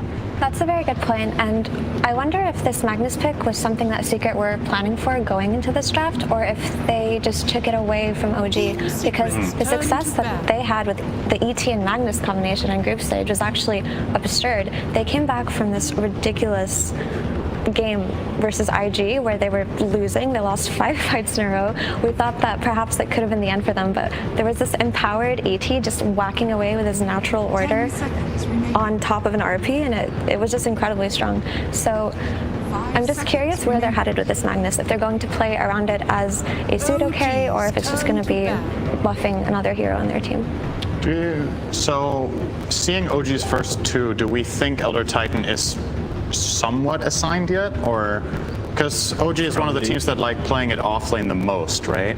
But they also do play it on no tail. I think it's one of those 2 most likely for the team playing it. Don't really see it that light. Even Sox has played it actually a couple of games here. So it's 3-4-5. When they pick it together with Monkey King, no, it's just completely open, isn't it? Yep. ET could be 3-4-5, Monkey King could be 2-4, and technically 1 has Sumail played Monkey this event? I'm not Maybe 1 sure, game. But I'm sure he can play the Monkey King. Yeah, he plays it. I know he plays it. So, yeah, I mean, OG is the king of flex picks anyway, so for sure. This is the kind of mental games. We were talking about this last draft panel, how OG sometimes it seems like they're flexing, but the reality is they're baiting, and they already have an assigned position. Do you think you can be seeing here this time? I think it's less clear here what the bait exactly would be, because I think, for example, with the Mars one, it's less common for it to be played 5. Like Secret might have had it in the back of their minds last game, but here it's way more like quote unquote obvious if Elder Titan goes 3-4-5. Like the bait here would be if Elder Titan is mid, right? Or carry, but I would be very surprised to see it. I would love it, but I don't think that's what we're going to get. So less of a bait, more flex probably in this scenario. Thompson did it once against a meatball, but that's a very specific situation to do it against. Very specific. Effie, I'd like to ask you: are there any bans that really stand out to you on the second ban phase that you'd like to point out? I think banning Shaker was the correct choice, because just leaving it open with the starter they had with the melee heroes and just not kind of accounting for a potential morphling was a mistake. And they got it out from the very beginning, so that's just a respect ban straight up, right? And it takes away issues that they may have with the ET and the Monkey King. So nothing too particularly strange here. The Juggernaut is a little bit unusual in that we haven't seen him as one of the most contested heroes in this patch, but it just seems like OG don't want to get outpaced at the start of the game. OG also value Mag Jug a lot themselves. It's a strategy they play, and they know Secret are very capable of playing these heroes. Interestingly, the Wind Ranger here, which could both be a mid and a 4, most likely one of the 2. I feel like I'm seeing a plan here from Secret that, okay, if you guys have Elder Titan Monkey King, we're going to pick heroes that are hard to hit, right? Yep. So you have the Enchantress with Untouchable, you have Wind Ranger with Wind Run, and now that OG picks Legion Commander as well as Clinks, I think Secret, even if they had the plan of playing the Wind Ranger 4, they might be upgrading it to a mid hero here. I think it's actually a very good Wind Ranger game, especially when you look for the potential Ags in the build. It seems very, very strong. But obviously, they can keep that choice for last if they pick their carry now. Then they can decide a little bit later after seeing OG's final pick. So I think in Secret's position here, you need to decide what's more important. If you pick your carry now, you give OG a counter pick to your carry. If you pick your 4 or your mid, you're showing your hand, right? Exactly. So what do you think is more valuable? I don't know. Agreed. I really like the concept that we're going to pick heroes that are difficult to hit and difficult to kill. And on top of that, Windranger is an incredibly good hero versus Klinx, because in the past, Klinx had an ability that made him dodge projectiles, right? And Windranger was atrocious versus him. But now with just a Dust and a Maelstrom or an UMKB or whatever damage item you choose, you as a hero alone can eliminate their win condition and their carry. So I like the concept there. Ursa is insane in this game. I think it's super good. Can you elaborate on that? You're playing against triple melee. Your lane matchup is more than likely either Legion Commander, Elder Titan as the core, or Monkey King, right? One of those three. You're a hero that can easily get on top of Klinx when you have a dagger, or even if Klinx is caught by anything, you can overwhelm him. You get, like Effie said, you just get a Dust, you run at him with Diffusal and you kill him. So it's set up for a good laning stage, good hero matchups, and you have Empower, and you're good 1v1 against all of the three cores that we're assuming OG have shown here. I think this Ursa pick is just phenomenal. It's pretty rare that in this tournament that I've seen a game that looks so good for Ursa. I think this is a better Ursa game than OG's was last one. But. Yeah, and something that I would like to comment on regarding the Ursa pick, which makes it very nice, is when I saw this Klinx pick, I was like, okay, typical Sumail Klinx, right? The way he has been playing it throughout group stage is he even skips boots, doesn't go brown boots, rushes Maelstrom and sits in the triangle for a while. So typically when something like that happens, you as an enemy, you have to deal with it, right? And there's no better hero for early triangle invasions than a Diffusal Blade Ursa who has a good start. And for all the reasons that Cinder had mentioned, Ursa should have a good game. So they do have the ability to attack early on, which is really important when you play versus Klinx. You're very right, and actually to add on the Klinx point that you're making, the way they actually played it as well is to try to steal enemy stacks as well and close out their map, which tends to not work against early timings or carries with early timings, much like the Ursa. So very good point here. And on Cinder's point on the Ursa, let's not forget Secret's actually one of the teams that highly value the Ursa in this tournament. So they think it's a carry that's like pretty solid, and as you say, this is a good Ursa game. They might just be carrying the game along with this hero. Yeah, that's added value basically. Like we're talking about it from a theoretical perspective of just how good it is against the matchup, but I think it's also about comfort, right? I think maybe Matumbaman's the best player in the world in this hero, so definitely not. You're not going to say no thanks to an Ursa game like this if you're Matsu. You're like, just sign me up, let's go. Yep. I'm trying to think about what the final pick both teams will be looking for here is. So Secret probably, I think they will upgrade the Windranger to mid here. If they do that, we're probably looking at a last pick 4 for Yapzor that is ideally ranged if they're playing offlane Mag on Zai. Correct me if I'm wrong, I think they've only played that on Zai, actually, the Magnus this tournament. I do believe so.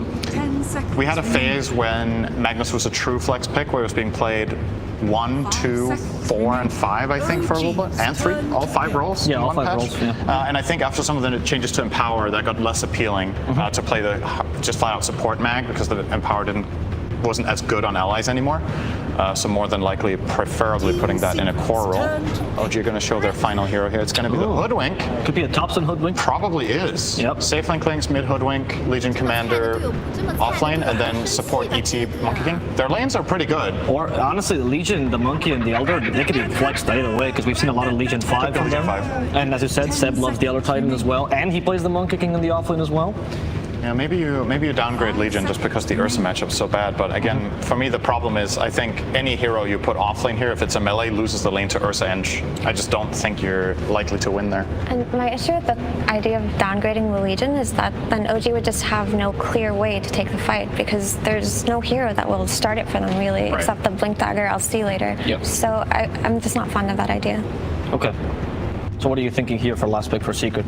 They have a lot of time. Is Ember still in the pool? Because we could still see the Windranger 4. I don't think Ember is bad here. There's a lot of kiteable heroes. It's a comfort. Like Effie pointed out, there's the duel you could have to worry about, but aside from that, I think Ember kind of has a free game. It's hard to land a Hoodwink combo on Ember. Oh, he is banned? Yeah, okay, I can't see. Oh, that's Can we see another Spirit? Oh no, Storm has been banned too. Void Spirit's the only one in the pool. Yeah. Doesn't seem so appealing. I still like Windranger 2, to be honest. That's actually the strategy Beast Coast has been figured out to deal with Monkey King as well. They were running Chris Luck on the Windranger, running her mid, and just, as you said, can't be hit. I think it's good. What are your thoughts on the last pick? So I'm thinking about player preference here, because that's what it'll come down to. Because on paper, this Windranger would be really good mid, but maybe at this point, and why it's taking them so long to pick this last hero is that they're just asking, do you want this or not, and what else do you want? Isn't Wyvern really good here? Oh, a Tinker. That is not what I expected at all. Okay, exciting. Neither did I, but doesn't that throw back to the idea that try to hit us? Yeah, it's more miss. Yeah, it's a blind. What do you think of that Tinker matchup in the mid lane now? Assuming he's against the... He is against Hoodwink. I think... I don't know, I feel like it's just a wash. It's not a matchup I think I've ever seen before, but just from a theoretical standpoint, I think both heroes just farm. Final points I feel like to hear. Final point. On paper, I do think Hoodwink is a hero that is quite good at catching out Tinker because she can just scurry through the trees and find him and get him there. But if Tinker has a good game, I see Secret overwhelming OG here. And for you, Cinder? Yeah, pretty much. I like Secret's late game prospects here. They have an empowered carry, they have Tinker. Late game Tinker in this patch seems insane in some games. And outside of the catch on the Hoodwink, especially now that the Legion Commander is being revealed as position 5, played by No-Tail here, I think Nisha needs to mainly pay attention to playing around trees because of Monkey King. But if let's say Secret set the stage for a fight somewhere that isn't massively surrounded by trees or they have vision in the area, I think Tinker can just shine in a game like this. So I do like them. Final point? My only issue is this Enchantress seems kind of out of place in this draft, and she can die so easily to all of these heroes. So this is the wonky hero that I need to see. Well, we have to throw it away because the man in the sidelines there is waiting for us. And as he likes to say, keep it PMA. So take it away, BSJ. 这么菜的队友，这么菜的队友不会生气吧，哥哥？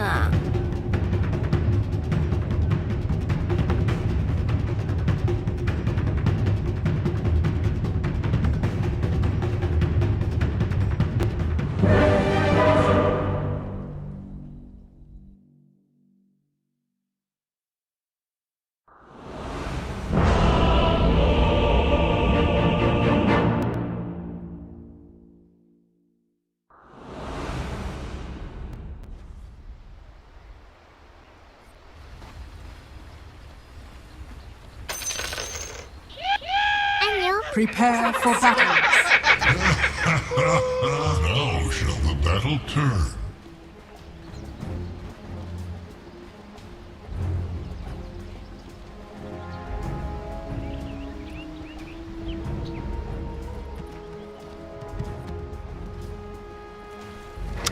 Thank you very much, Brian. Yes, game 2 ready to roll here with OG and Secret. Fox, what are your initial reactions looking at these drafts? Are we seeing sort of a similar timing approach from both sides? Is it again OG trying to play fast and early and Secret more than happy to take it late and scale on? Feels a little bit different. I think OG's looking for more of a later scaling this time around, but that's not to say that Secret doesn't have a very strong scaling lineup either. I think it's very different state than we have seen from the last one, just a head-to-head kind of thing.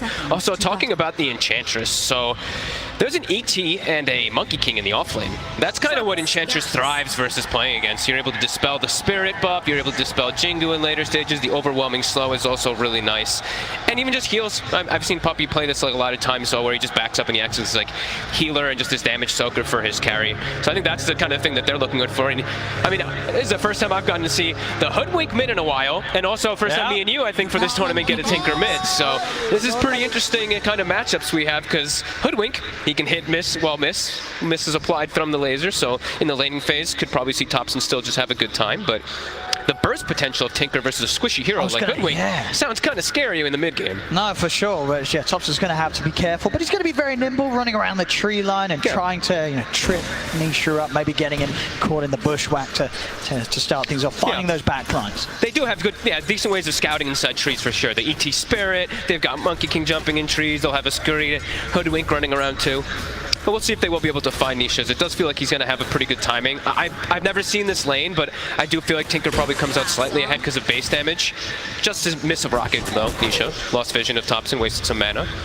And bottom, I'm curious to see how this is going to end up going. Like, how is No-Tail going to be able to do versus a Wind Ranger? Because historically, we've seen these Legion Commander 5s be able to trade with anybody, but Wind Ranger doesn't care.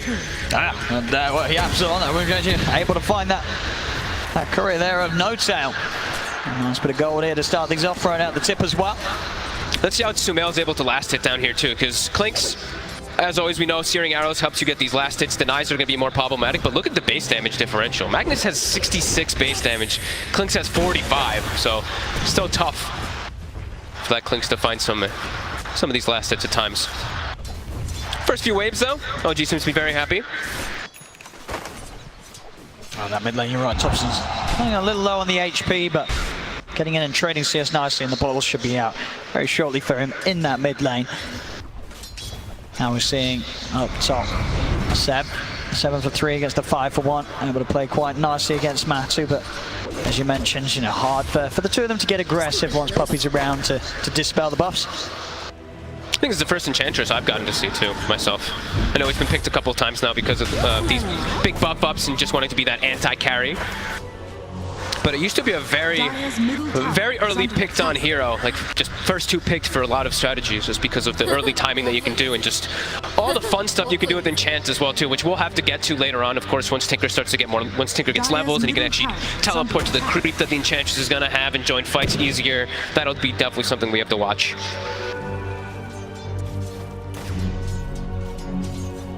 Thompson. Okay, it's got the bottle right now. Coming in the courier. Yeah, Nisha stepping up right here. Indeed, Thompson. Very, very low. Zap to keep him away from the wave, but he's starting to struggle a bit in the lane, but I mean, Nisha's not really doing incredible either. Both of them are just messing with each other so much. And the Klink Sumo, he's actually done an excellent job in last hits. Hasn't really gotten denied too much versus the Magnus. Only 4 on Zai at the moment. Monkey King's gratitude. Oh, and another courier here for Yapsel. He's having a nice time taking those away from OG's safe lane. Is he going to be able to, I mean, if he's able to find another one too, that'd be pretty huge, as No Tails just did come in, and they really need those couriers. Yeah, they've got to be a bit more careful. Yeah. Too much gold being given up. So we'll get a nice pull off though. Oh, Saxa. He's going to get the stomp off, but Puppey able to keep off to the side. The bounce strike pull on the back. Matu tries to turn, but Seb's got the damage, gets the kill. Full time return. Puppey able to finish him off with the impetus. Get the trade up top. That level 2 Jingu, I don't think they expected it to do that much bonus damage, but did decide to put the secondary point in it there on Seb. He had, what, 9 stacks of Fury swipes, I believe, on him, too. Yeah, those last few hits took his HP off completely. 1 hit back and forth between each other, and it would have just... One more Ursa hit and it would have been a kill on the Monkey King before that, but... Smart money. Seb able to hold the wave, too, so he's pretty much missed out nothing after that death. He's going to have 2 range creeps pushing in. Fortunate for him.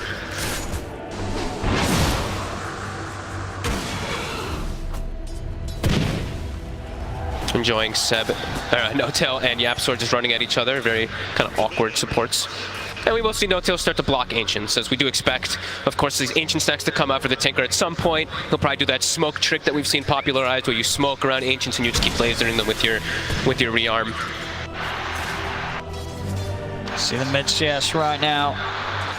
It's getting harder and harder for Thompson. 11 for 4 against the 17 for 10. This lane, it's not going to get any easier for the Hoodwink. Damage is really starting to build up there, because your starting HP on the Hoodwink is actually pretty decent. I believe you're one of the higher strength agility heroes, but you only have 2 strength gain. He's going to get turned upon him, Matu. He's a little cautious, though, knows that he can't commit completely onto Seb. Seb always holding onto that boundless for potential turnarounds. It's really is a lane, this 2 versus 2, where both teams have to really read how much potential there's going to be from each core to just get the hits in on a hero and take them down. They've got to be careful. Puppey does have the Satyr creep though, so it's really starting to push quite a lot of aggression onto OG. Seb even trying to go onto Puppey here, but he is eating a lot of damage. Yeah, Matu. Ooh, that was close. Oh! What? Seb? Who cut it? What happened to his tree? I actually was asking me, I think he cut it. No, his Quelling Blade wasn't on cooldown. I have no idea. The tree just said nope and left. Apparently. I was checking everybody. I'm sure we're missing something, but I don't. All right.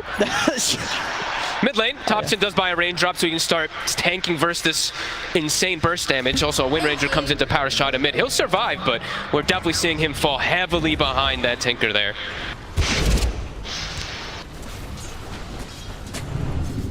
I have no idea what happened to the trio. I checked multiple. I checked all the tangos. I was gonna say the tangos. I don't know. Thompson, go checking the rune. He's got Saxa, but there's more backup for Secret. Oh, he's looking pretty dead here, Saxa. Oh, maybe with the stick charges. Oh, nice little 360 and a turnaround here. Saxa, he's still on the run. Yapsel will get it. See if Seb can get the trade in. Balance strike comes crashing down. Wim runs up in a second. The Yapsel, he's going to be able to run. He's out. Nothing else for OG to throw out his way. As Yapsor gets in, bounty rune picked up, and he gets away. Lane's starting to get pretty disastrous too. Only the 2K Clinks lead is already. now starting to have a good time. 2K lead. Thompson is 1,000 gold behind the Tinker already at this point, and Tinker overall does farm quite a lot faster, especially with that new lasering onto those ancient shirts blocked, as we mentioned. But see what he's going to be able to do on this unorthodox mid hero as the Hoodwink.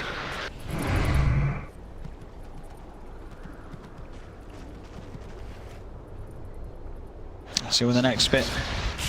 The focus is going to be. I mean, when you look at these two teams now, who's the most active right now? Who's having the easier time looking for the pickoffs?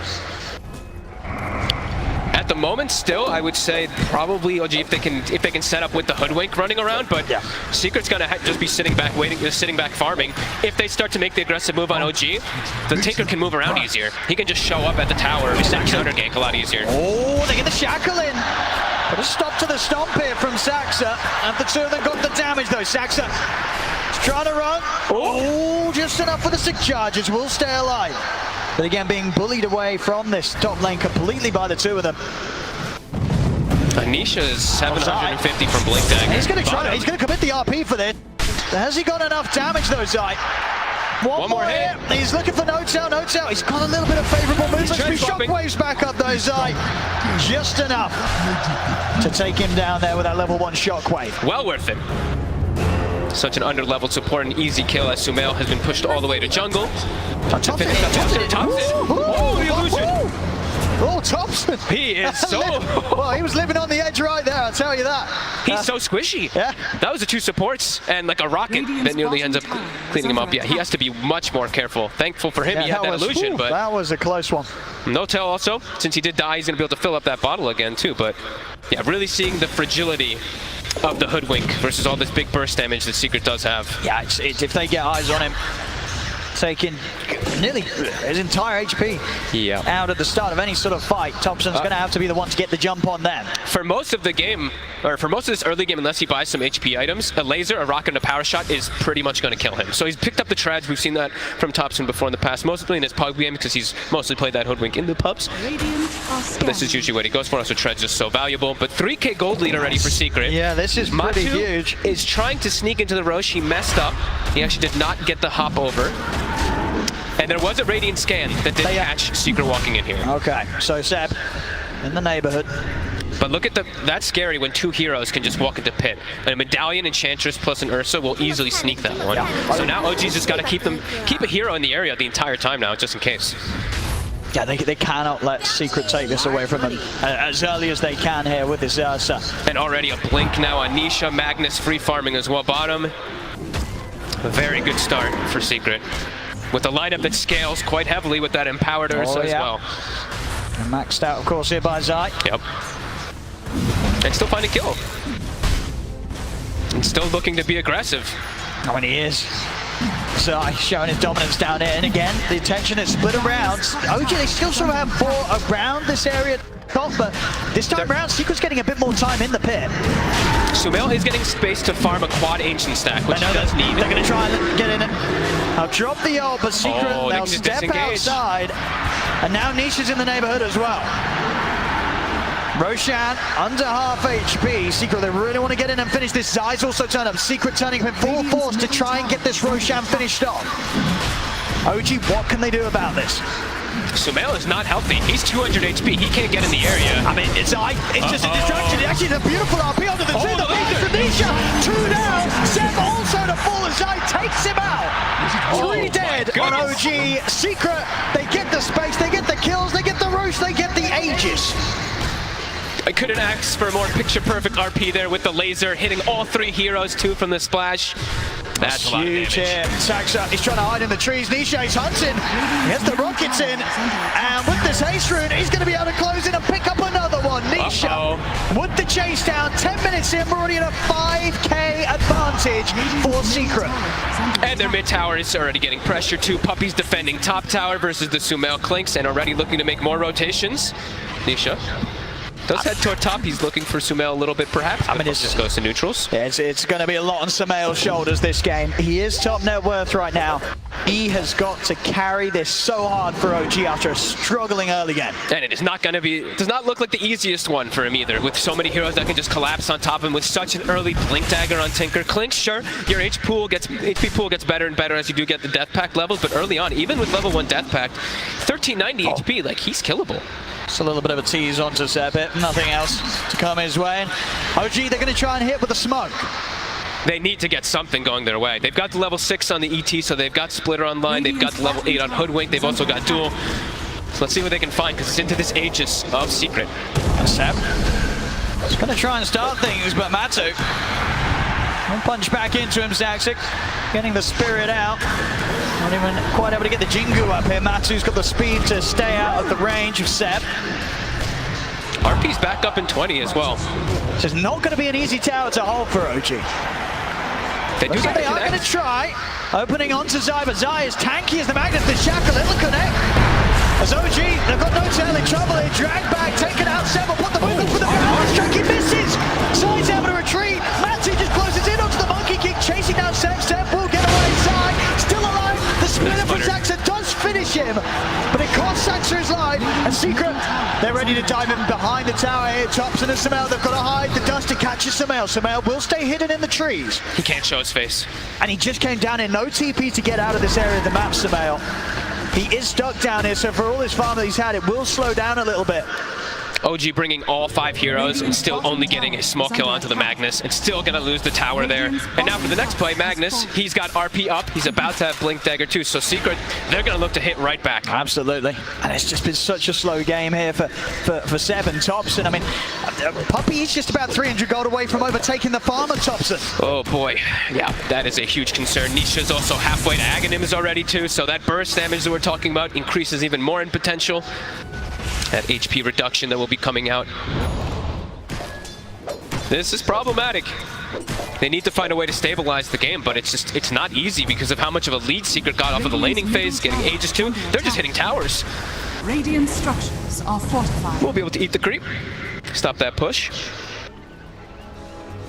Well, everybody on Secret's farming, especially Puppy, of course, as he pretty much has Solar Crest done too. So now Matu, he's got steroids on his team. He's got the Empower, he's got this Solar Crest too. Clinks has a steroid, but it's going to be coming from like press the attack, which isn't really traditionally the greatest for him because he wants more about that raw damage rather than attack speed, since most of his is going to be coming from the barrage. At least he has the ET Aura that will be coming out for him later, but they have good heroes versus ET Aura. He's looking pretty dead up here. Same time as well, they find Saxa around the mid. They're running away with this game. They are rolling over OG right now. Got another one too, Seb. Oh my goodness, that was close. That was very, very close. He's going to get him. He's going to get him. Another one here for the Timberman. And they're starting to invade Triangle as well already because they took that mid tower. They're taking so much. The place where Clinks needs in the game is now denied from him. As Zai will be able to farm that one up and setting up for another tower. 40 seconds still left on this Aegis. Just feels like OG can't do anything right now. Radiant's top and they just need time for the Clinks, but even when he gets time, is he going to be able to survive this onslaught? These heroes that all get on his face. I mean, what is the recovery plan for OG? Is he going to get to the point where they just have to sort of continue to make space for Sumail, look for the high ground hold? I mean, is there any item that any of them are close towards that could set them up to make a play out on the map into Secret? Not particularly, because this time around they didn't pick, they don't have that traditional initiator from the offlane. Their initiator is going to be coming from nothing really, right? It's going to be the Monkey King hiding inside the tree lines, perhaps getting a Wukong. And he's struggling to hide it. He's being found every time. Seb again in the mid. They've got him. Another catch from Zai. They'll try for the duel there. That's going to be a +10 to Puppy. Puppy walking away here with that bonus damage. I think they're just going to have to wait for Secret to play over-aggressive and just hope for some type of stomp from Saxa with a splitter, because right now they have no real plays that they can make versus Secret. Secret has full control of the map, triple blink daggers on the core, so they're much more mobile. It's really limited right now for OG what they can do and what they can find. And they're under vision constantly. Secret's not slowing down, and they're still keeping up that farm pace. Sumail still has yet to die. He is. He's holding on here for the squad. But is he going to be able to do anything when he does join the fights versus these bruisers that get on him? As I say, if he's able to carry this is going to be carrying a game on extremely hard mode right now with the lead that Secret has against OG. It's not easy versus Ursa either, because he just has a built-in enrage that can just tank up versus all the big burst damage that a hero like Klinx has. Zai, ready to hunt. Ready. Just thinking about it. Oh, Thompson's going to be found. It's quick with a bushwhack. Jump forward from Matu. Finds no tail. Shackles in. Thompson to fall. And that's the mid. That's the mid hoodwink who dies just like a support. All of Secret in the area again. Puppy with the wraparound as well. OG, they're playing around this tower. Can they actually get something going here? They gotta be careful. They're sort of looking to try and fight this, but it's going to be so hard. No tail. Shackle jumps him over Matu. He's going to move over the wall. Seb gets the whip on Shimano. He's caught the two of them. Seb goes down. Samuel falls as well. Saxa surrounded by Secret. And everybody dead on OG. 19-2 here. We're just 17 minutes in, but Secret, they're completely running away with this game. And there's just not much of anything that OG can do. Even around their tier 2, they lose everybody like one by one. They lose the hoodwink, then they lose the Monkey King, then they lose it's too much for them. Secret with all these blink daggers after such lead. It's 19-2. Oh, and look at Thompson again. Thompson, he's on the run. Now will this time, but only just.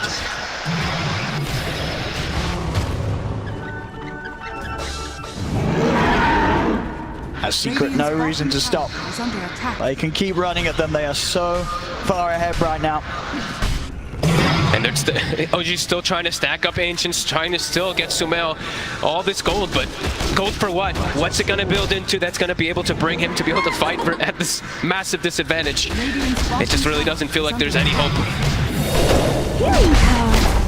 Nisha Ags onward to the next item for him too. No-Tail trying to perhaps find a wrap around Nisha, but he's safe. Very close though. Quickly with the blink. Saxa. Also having to be cautious. Seb, he has got his Desto done. So they will have a little bit of damage. Obviously not really going to be saving him from dying though. Needs that BKB really before the next fight. Might be able to... Ooh, Nisha, he seems to be aware. Yeah, Nisha's playing very careful.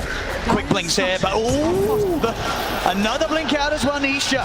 They can't catch him as much and as hard as they try. And everyone on Secret now connecting. And look at the tower here. The question is if OG get out in time. Secret not turning up, but turn the eyes on Matuma Man. See if he can get the setup though. We'll get the grab back with the stun. Quick jump off to the side. Nice play by Yapzor. He's using, I've seen that twice now. Power shots the tree from that acorn shot so that the stun just immediately gets removed. And then they smoke. Roche. It's a long respawn. But Secret, they know their power. Yeah. They're looking to claim back that triangle. They don't need the Aegis to fight. Saxa.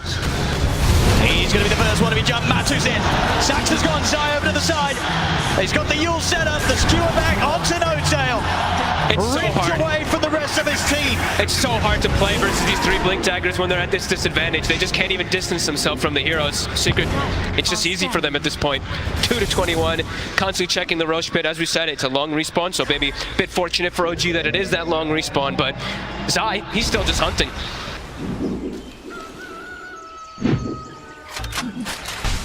OG trapped behind their tier 2s.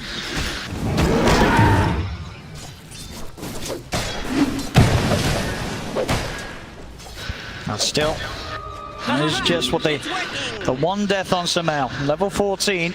It's keeping on track sort of with the XP of Secret Zeros. The problem is it is all three of Secret's cores, of course. 15 on Nisha, Zai, and Matu. Don't forget about the core Puppy as well. Yeah, he's stepping it up. Trickling up. 206, Puppy's having a great time. Sumail.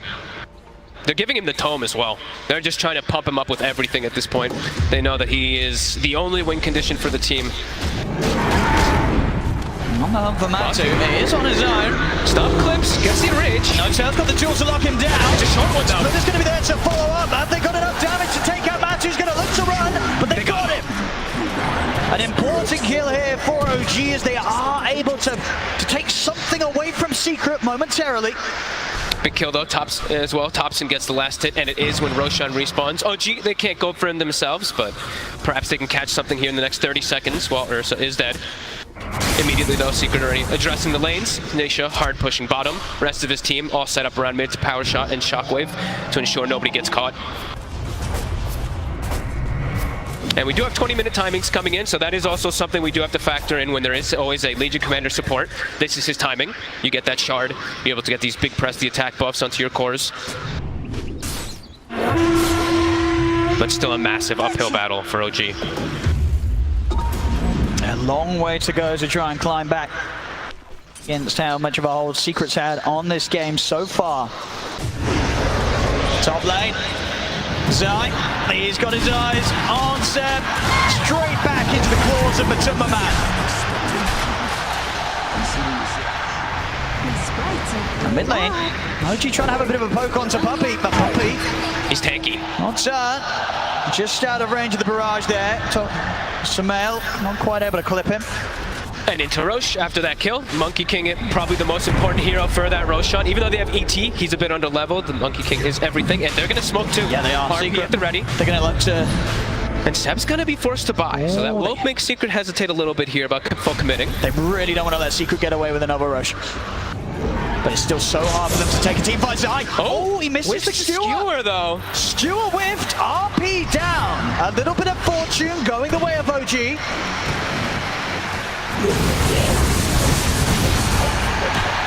And we cheer for some ancient stacks being cleared up. That's a lot of money. And they're going to smoke themselves, They continue are scouting the area. No RP. Can they do anything with this OG? Walking into the pit themselves, but they really want to try and get a kill before they go for it. Their lineup doesn't do the rush nearly as fast. It's risky. Yeah. I mean, they're going to attempt it. Though. Let's see. That Desto on 70 could be the difference maker, but no, they're not going to get the chance to. It's too scary. Oh, and the push. Smell. He's trying to get out of the shackle. They've got the center one of the two of them. Yamso finds the angle. Lucas Command does come out. Skew off to the side. Shines because of the duel. Smell. Can he get out? He can't. But Superman takes him down. They've got the drag back onto No-Tail. 2 dead on OG. Secret still with a full squad alive here. As OG Saxa Thompson so low. Saxa dying outside of the pit as well. Thompson on the Robert side. Blinks in. Shockwave finishes him off.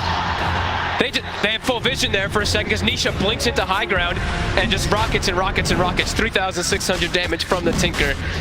They tried to go for a bold attempt of even walking into the pit there, but Secret's just at the ready. Even without RP, they're way stronger. Absolutely. 26, and now Roche easily secured. It's all theirs. It's continued early time. He's just 24 minutes in. Secret getting so huge right now. Matu. Already a Scotty finished up on him. Our Tinker here for Nisha has a Blink and a Shiva's. It's just getting more and more difficult, it feels. Oh, he's going to feel the wrath of Zai here. Zai, another catch for Zai's Magnus. And a dieback. 70 seconds, no Seb. Oh boy. I'm going to struggle to hold here. See how good, how good is the high ground for OG? How easily can they push back Secret? They can push in pretty easy here. Without that Monkey King, not the greatest spam coming out from the side of OG. They've got the ET, so he's always pretty decent to get that stomp. With the triple blinks, they have to be careful. This is a huge risk for Sumail. He will be saved for No-Tail, but No-Tail, he's going to lose his life for it. Gets out some damage with the barrage. Takes out the agent, but Sumail dies on the high ground. They have the vision, they see him up there. Sumail's out for 50, no buyback available on him. As OG, they sort of just throw bodies at Secret in an attempt to stop the push. It's not going to work. 3 heroes, 4 heroes dying, in fact. No-Tail having to buy back. Secret, they're not going anywhere. Nisha, he's in. Thompson, he's been found, but No-Tail trying to save him here with the press the attack, but they've got the catch. Thompson's gone. There's just way too much damage and way too much of a lead. 20k gold lead. Nice overwhelming odds will slow them down a bit, but here comes Nisha to bottle up his teammates, to barrier them up as well with the defense matrix. We're seeing the jump. The Gale Force. They're ready to dive in. Saxa caught in the claws of Matuma. Seb also to fall. Buyback comes out straight away from Thompson and Saxa. Now get the control onto Matuma. They have the burst. In with the RP. Stops Thompson and No-Tail before they can get in on top of Matu. Matu's away. Nisha's out and they're ready to return back in. Nisha back Just get caught up on the duel. Somehow has got the damage. He's taken out Poppy. Now with the vision for the shackle shot. Yapso again. Beautiful angle. Locks the two of them down. Everybody dead on OG. It's 4-37. Just 26 minutes in. How many shackle shots have we seen like that? Like, Nisha this time was dropping pretty low finally, but another shackle shot comes in, and yeah, Secret all just covering each other perfectly this game. They really are. They're looking completely unstoppable here. This is the sort of performance so far from Secret that you know that Puppy's always been hunting for here to pull off flawlessly at TI. And here, Game 2 of this upper bracket series against OG. It's looking pretty darn good. Seb caught out yet again. 26K onto the next one. OG just still sticking in it, even though the game is very much so over at this point. It's probably hitting the 100% on the win probability, I would imagine. We are at it. We've been there for a few minutes indeed. It's only 27 minutes in, and we have 27,000 gold lead. That's insane.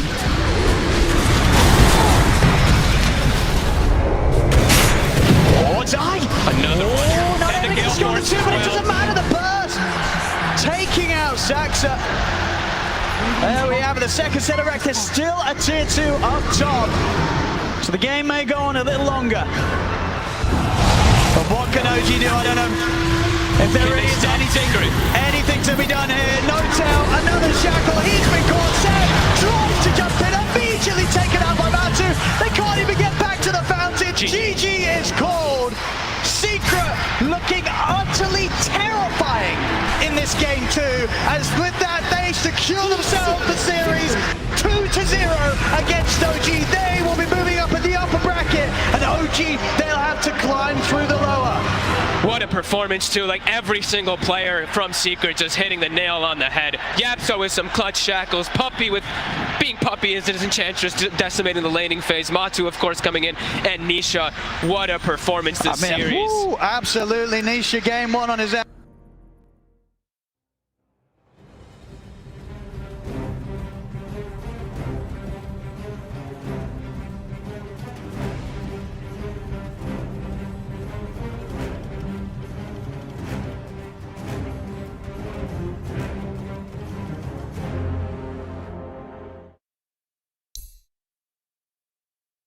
Them to be able to turn up and perform. Absolutely. Well, there we go, ladies and gentlemen. What a game 2 indeed. Secret are definitely going to be moving on with a lot of confidence off the back of that win in the upper bracket. And as I say, we'll have to see how OG deals with being in the lower yet again here for this run. But there we go, ladies and gentlemen. Secret, the series is theirs, 2-0 against OG.